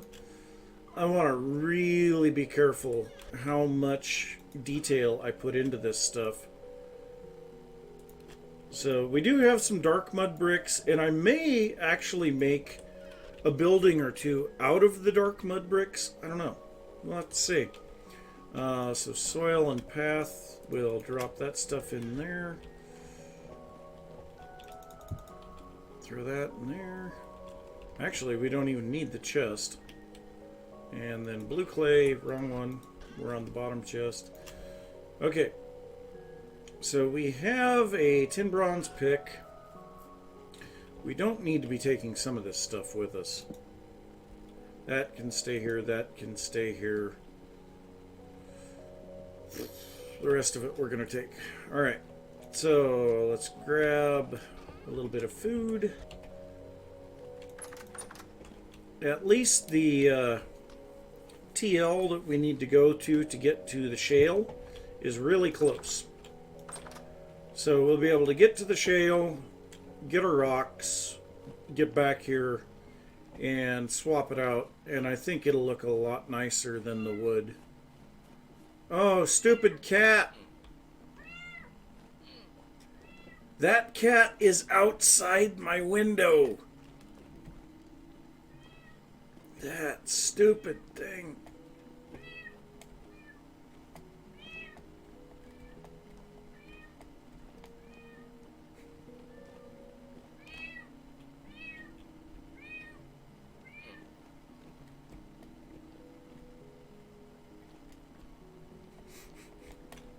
Man, that cat's loud. Whoa!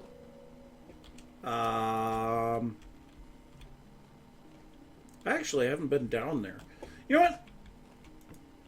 No time like the present to explore.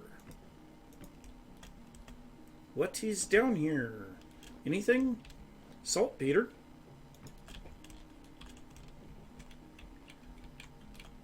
I mean, I'm always in need of saltpeter. Yeah. Lava. We got lava down there.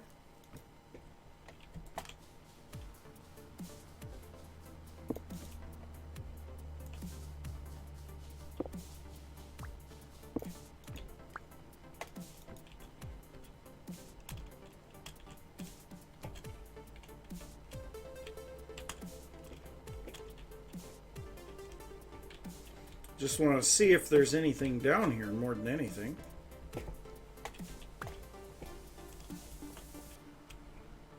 And there is. Is that another TL? It is. Nice. Do we want to go exploring? Do we want to find another TL? My God, this is underneath the other one. This is stupid. 10 gears. Oh, nice. Very nice. What do you think? Do we want to go through there? Ooh. Ooh. That's my first one. That is my first Resonance Archive. Very nice. Do we want to fix this thing? I have the supplies to fix it.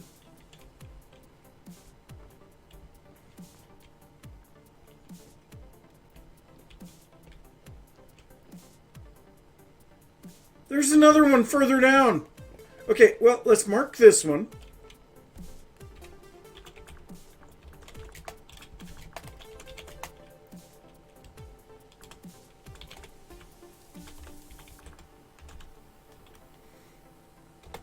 Okay, so that's added. There is another ruin just a little bit further down. You have got to be kidding! Oh my god! These are like 15 blocks apart! What? Oh my god! You want to talk about fast travel? Holy crap! I have enough to fix one of them.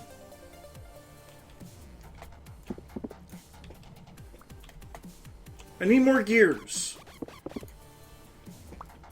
But my god, these are like right on top of each other.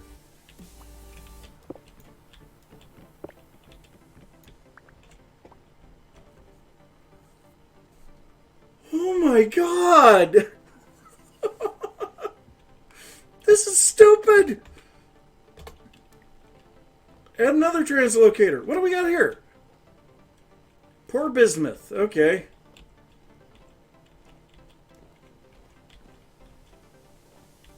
And this is actually pretty stable down here. I'm surprised. The gear is just barely rotating. Well, we have the supplies to fix one of them. We're missing the gears to fix the other one. But any way you look at it, we are going to grab this real quick, throw it on our back so that we can carry it out of here. There we go. So now, whoops. Yeah, we have a broken chest on our back.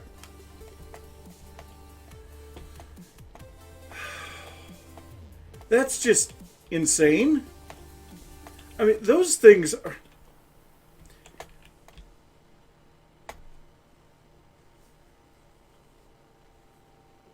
I have never seen translocators that close together.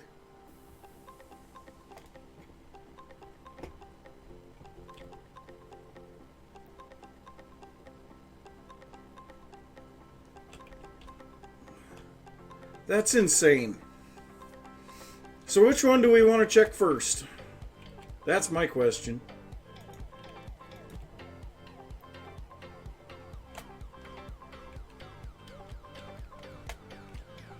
Well, you know what? As long as we're already partway here, we'll go grab our shale. I mean, okay, so let me go to my map real quick. So let's change our icons on these.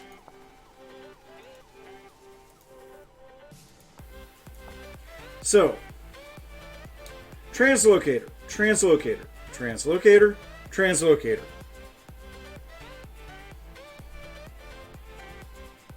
Aha!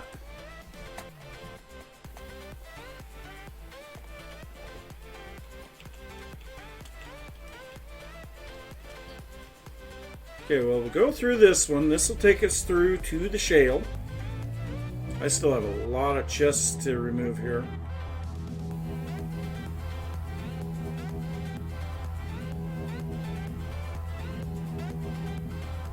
Today? Today would be good. Man, the server's struggling.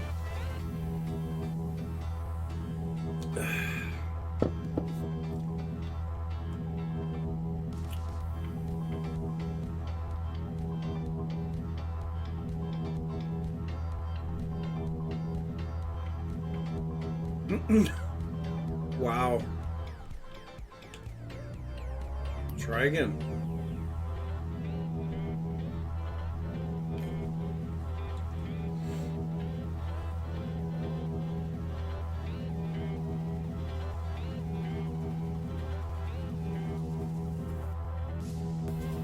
Come on, I'd kind of like to be able to go through.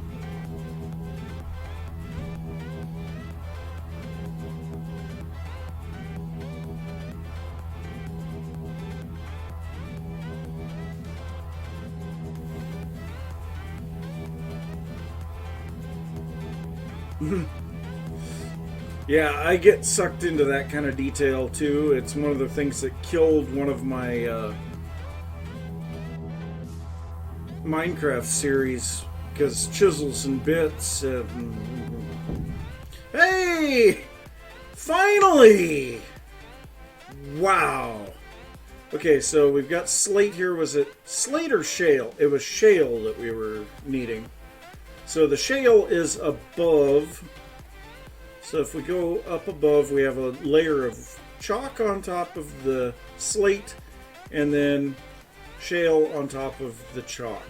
And this was a ridiculous ruin.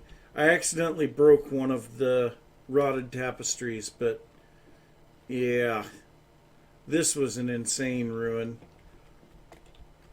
So, man, I'm jittering.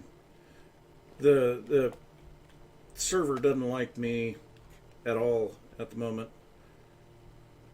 So let's go up here. I actually have a spot that I could mine this, because this is where I got a whole bunch of quartz. Hey there, buddy. I could use some more temporal gears.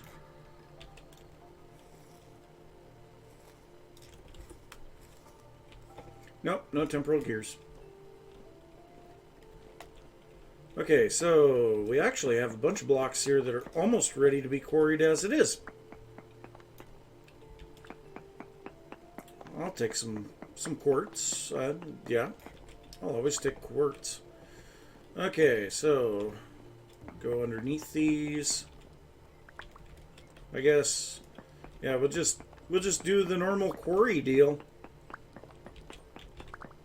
This won't take very long to get plenty.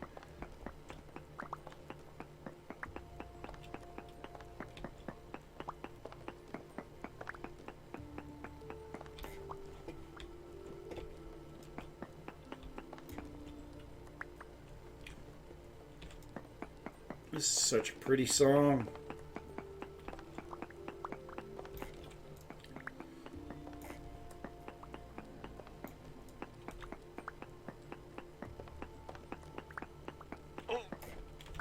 Hi. He was just trying to say hi, that's all. But yeah, we got our first resonance archive, and that is nice. Oh, shut up, cat.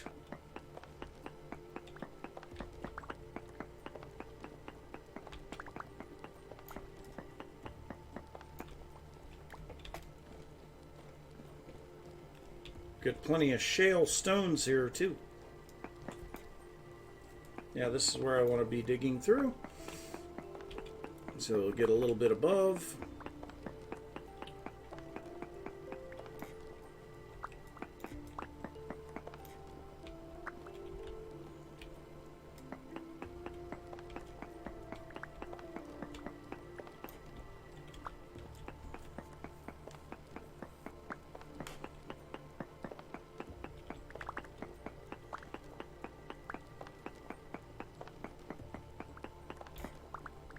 How far back did I go there? That far? Okay. So not terribly far. We got 7 rocks so far. That's not very many.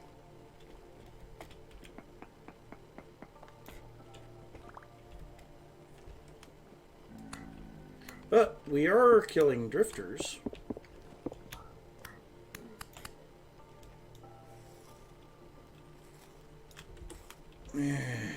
Come on. There's another one. I need 2 more temporal gears to be able to fix both of those TLs. Any more guys in here? Doesn't look like it.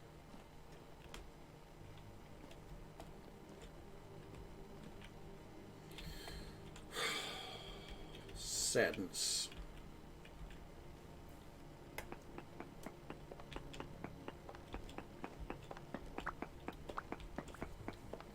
Well, let's see what we can do here with getting a little bit of quarried stone.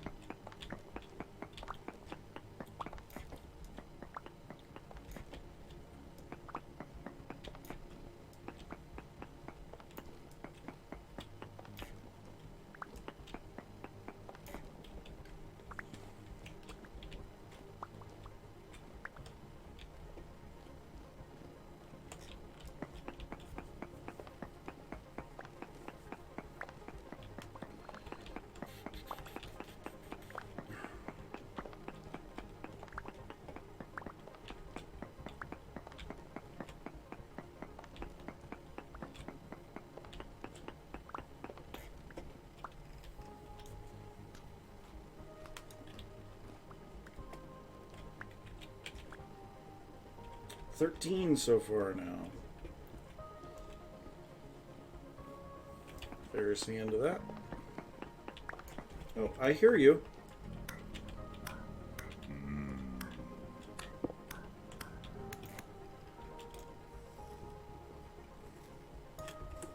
Ah, come on, I need temporal gears.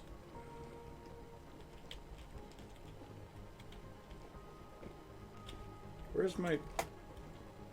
Sitting there, where's my quarry spot? Well,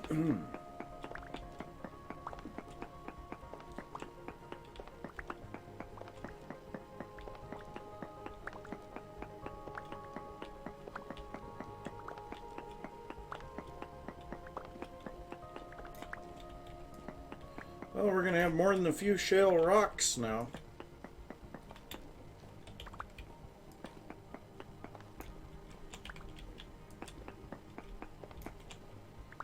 So this is where I'll be going if I ever need to quarry shale.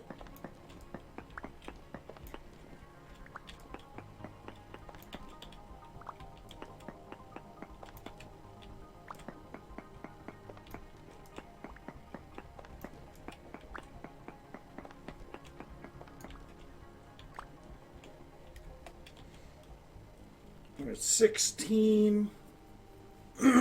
We need 7 blocks per doorway. So really 16 of them isn't going to go very far.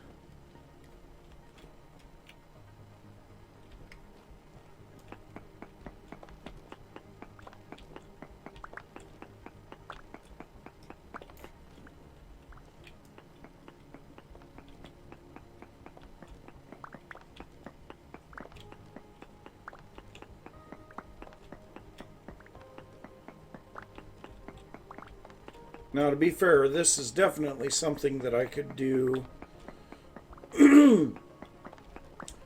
just as I'm like watching a movie or catching up on videos on YouTube or something like that. So, yeah, we've got 20. That's enough to do what we need to do. That's for sure. So, yeah, let's go ahead and just head back. See how long it takes to go back through the TL.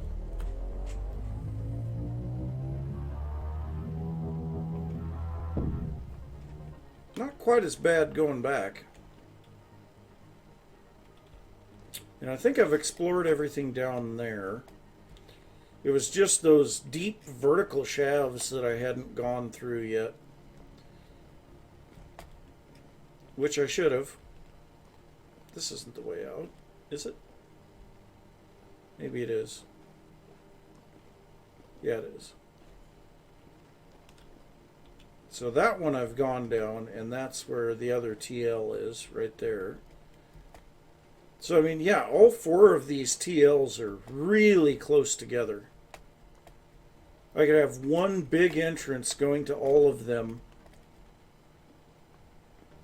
And that's probably what I'm going to do. That's going to be a lot of digging, though.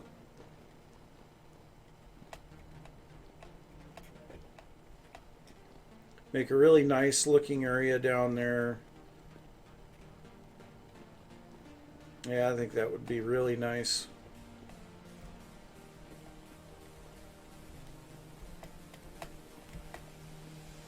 And back out we are.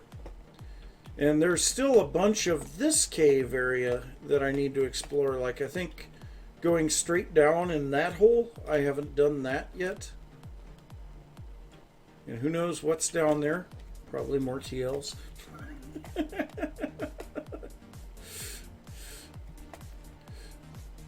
Okay, so let's quickly get this added to the blocks. So start out by throwing our quartz into here. Really, we got 2 clear quartz out of all of that? I think that's in gems. Yep. Look at how much clear quartz I have. That's more than a little bit of clear quartz. Alright, so then we have a whole bunch of shale rocks, which, actually the shale, I think I have... Yeah, say, that's basalt, that's shale, that's andesite. Okay. So then we have a whole bunch of new ruin loot.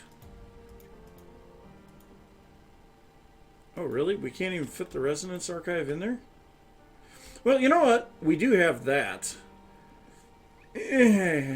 No. I want to read that on video. I keep forgetting about it. So, I mean, we are going to need... We'll just take 4 pieces. We are going to need to fix the TL. So we'll just pull that stuff out.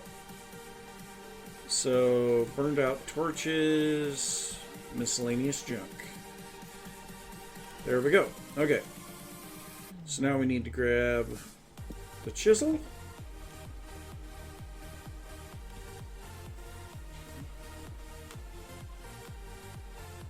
Oh, really? That is nice. Because I noticed that the clear quartz didn't show up. So, that is really nice. Alright, so for this doorway we need 1, 2, 3, 4. Why was I thinking we needed 7? Because I was thinking the lintel was... Okay, so we need 4 slate and 3 basalt. Basalt stone bricks. There we go.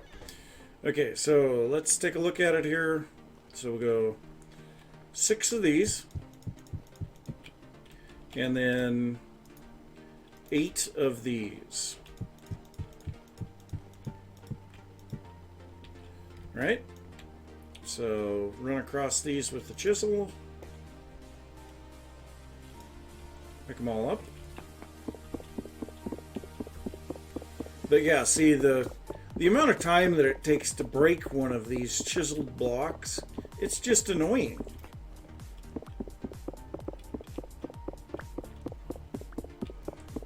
Oh.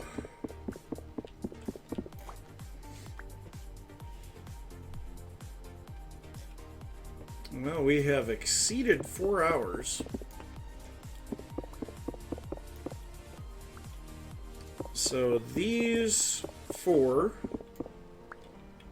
get slate.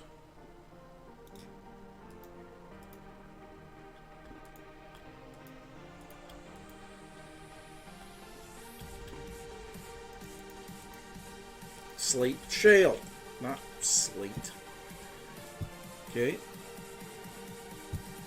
And then these 3 get basalt.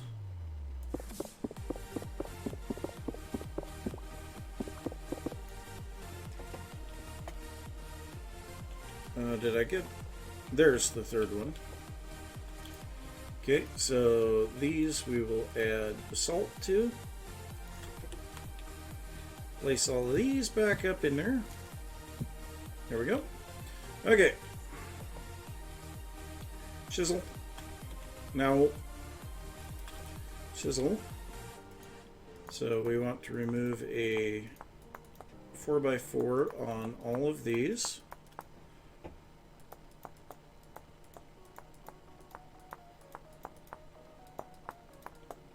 And then we need to remove an 8x8 on these. Okay, so basalt.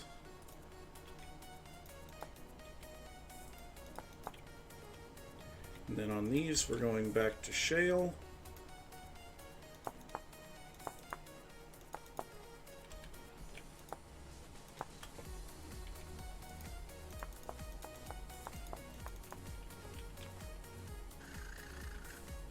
And you know what? I am going to do that. I think that helps too.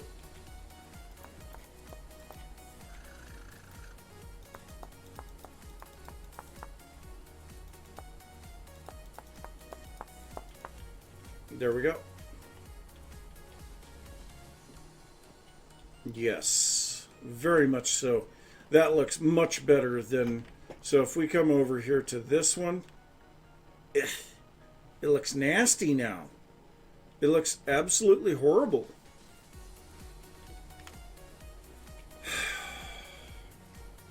So we need to do the same thing here.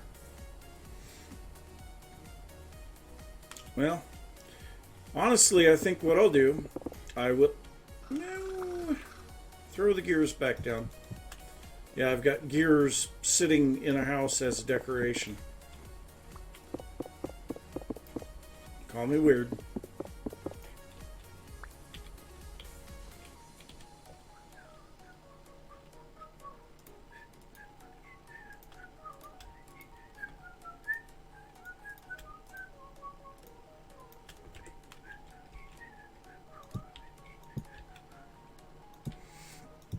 Okay, so then the top three need to be changed to... Oh, I guess that's the one that the lantern was attached to. So these three need to have basalt added to them.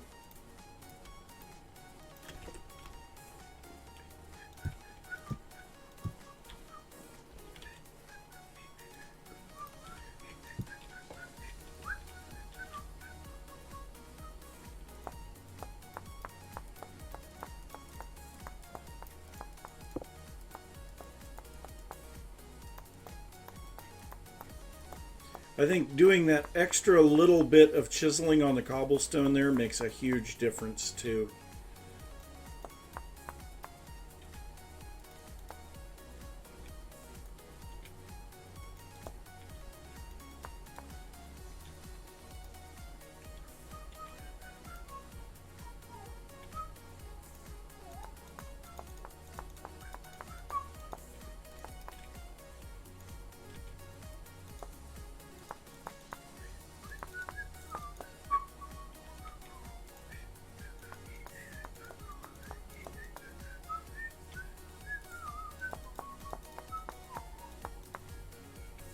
There we go. Yes, I like that.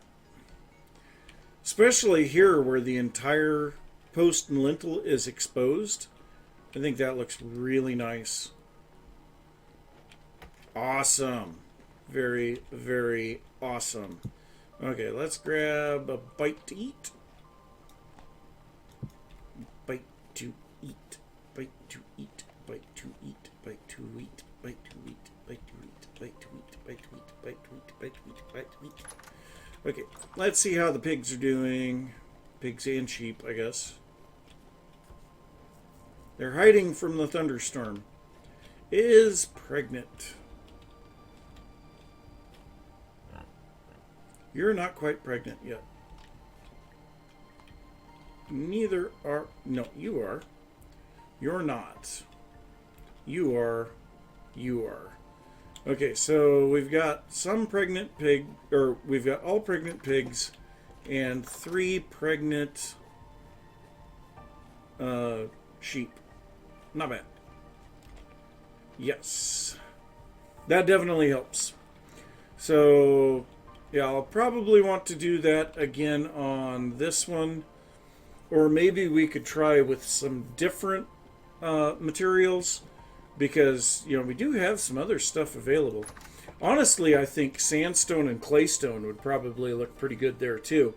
I know Econ was telling me where there's some claystone. Or maybe it was Aladark. I don't remember. One of them was telling me that. But we do have the 2 TLs that we just found that could lead us to some additional materials as well. So, yeah, that would be cool.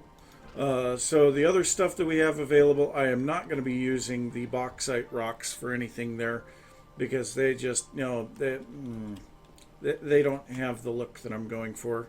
Basalt. We'll go ahead and toss that in there. Oh, and we have saltpeter and lime and mortar. So, okay, so we have what we need here to fix a TL, but honestly, I think we're probably going to do that in an episode. So, yeah, I know, I was talking about it. I don't know. The truth of the matter is I have been streaming for over 4 hours, and I'm kind of getting to the point of where I need to do some things. Because one of them is, it is starting to get cold in here, and I can't turn on the heater while I'm streaming. And I mean, I'm wearing a turtleneck, so it is getting cold in here. My feet are getting cold, and maybe that's part of the reason why I look so red, is because I'm actually cold. I don't know. And my coffee is not staying hot, and in fact, my coffee is basically gone. I pick up the cup and it feels cold. I mean, cold, cold.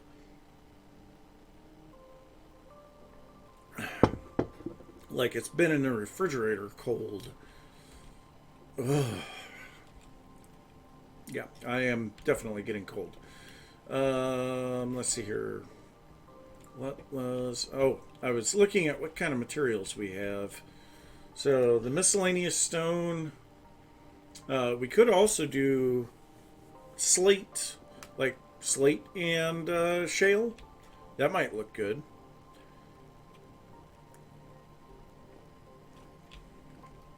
Well, I mean, it's not to the point yet where I can't, that it's unbearable. Oh, I just realized something. We need to get this off. Oh, I can't place it there because the chisel block sticks out into there. But so yeah, we've got so many of these collapsed chests. And actually, when I think about it, that might be something that we could put into these as well. Because, I've got like the reed baskets. Oh, that looks really nice on the inside. That looks very nice on the inside. That is beautiful. Okay, so where could we put a collapsed chest in here?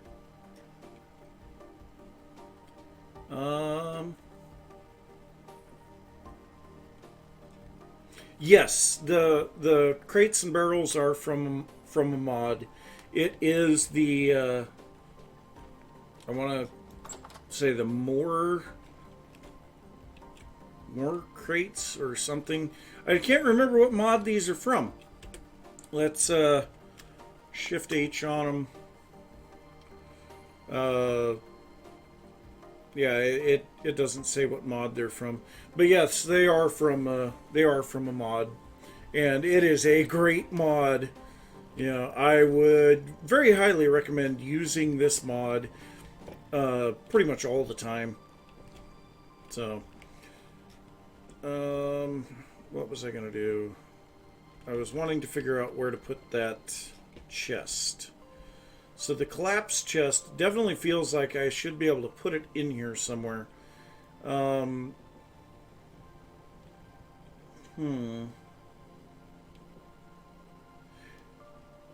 Maybe I remove the fire pit here, put it up on top of the block, and then put the chest there. Yeah, I think so.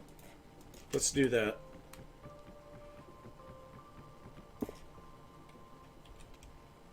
I think that will look quite a bit better. So we'll put this at a slight angle. Grab that. Let's go grab a piece of grass.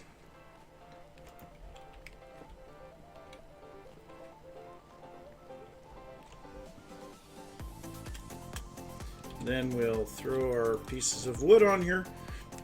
Now, one thing to keep in mind is you can, once you build a fire pit, pull your logs back or your firewood back out, so you don't have to leave it in there, which I think is kind of neat. But any amount of firewood will show it as being completely filled. So, yeah, I think that's a little bit better. I do agree with the one suggestion. I want to try this real quick. So we have some bowls in here. Let's grab a couple of bowls, maybe 3. And we're going to grab a little bit of fat here. Animal drops right there. So we're going to go 3 animal fat plus that for some oil lamps. The oil lamps make more sense for these hovels. So maybe right there. And we'll break out the lantern and place an oil lamp there. It makes it a little bit darker, more moody in here. Of course, I can't usually tell because I'm carrying around... Wow! It even makes it more moody when I'm not carrying any light source. The oil lamp makes it quite a bit brighter, and then the lantern makes it really bright. Yeah. Okay, so over here in this building then, we will remove the copper lantern and place in an oil lamp. So that's definitely more realistic for what we've got going on here. Do we have a place that we could put one of those broken chests in here? Not really. This one's kind of maxed out. I guess I could place it outside, considering it is broken. Yeah, that's definitely a possibility. We'll take one of the really broken ones.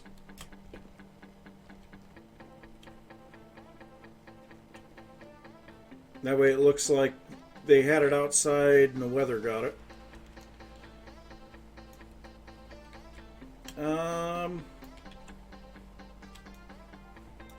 I think we're going to remove the horse tail and place this there instead. Yeah, so it looks like either they had it sitting outside and the weather got it, or it just finally broke down and they just tossed it outside and it's just sitting there. Because, I mean, there is metal scraps right next to it, so... And I think we could probably put the horsetail back right there. So... I do need to still work on getting some of this removed and changing it over to look more like this. And that actually will need to go all the way around here back to this entrance. So, yeah, we got a little bit of stuff to work on in that area. I have a spot laid out here somewhat for the next one of these hovels. And I might do it with dark mud brick instead of the light mud brick. Will not be using these chiseled columns of stone on that one. This is more of a... These guys have a bit more money, which is evidenced by the fact that they have some rusty gears laying there. These guys here, they just have nothing. So, yeah. Oh, that was a nice shiver. But yes, I do think I've got to get the heater on in here, so I'm going to have to call it quits for today. Thanks for stopping by, guys. I really appreciate it. I really appreciate all of the suggestions that you guys had. Conversations have been really good today. I am very happy about that. And yeah, be sure if you're not subscribed to my YouTube channel, go over there and take a look at that. And I will be trying to get this live stream replay up. I'll probably be checking during the next live stream, but I want to find out what you guys think. Do you think I should start a second channel for my live stream replays? That is something that I would kind of like to know. That would be the only thing that would go onto that channel, would be live stream replays. So I don't know if it's worth it, you know, but it's definitely something for you to think about. But yeah, I am definitely going to wrap this one up. And thanks again for stopping by. See you next time. Bye.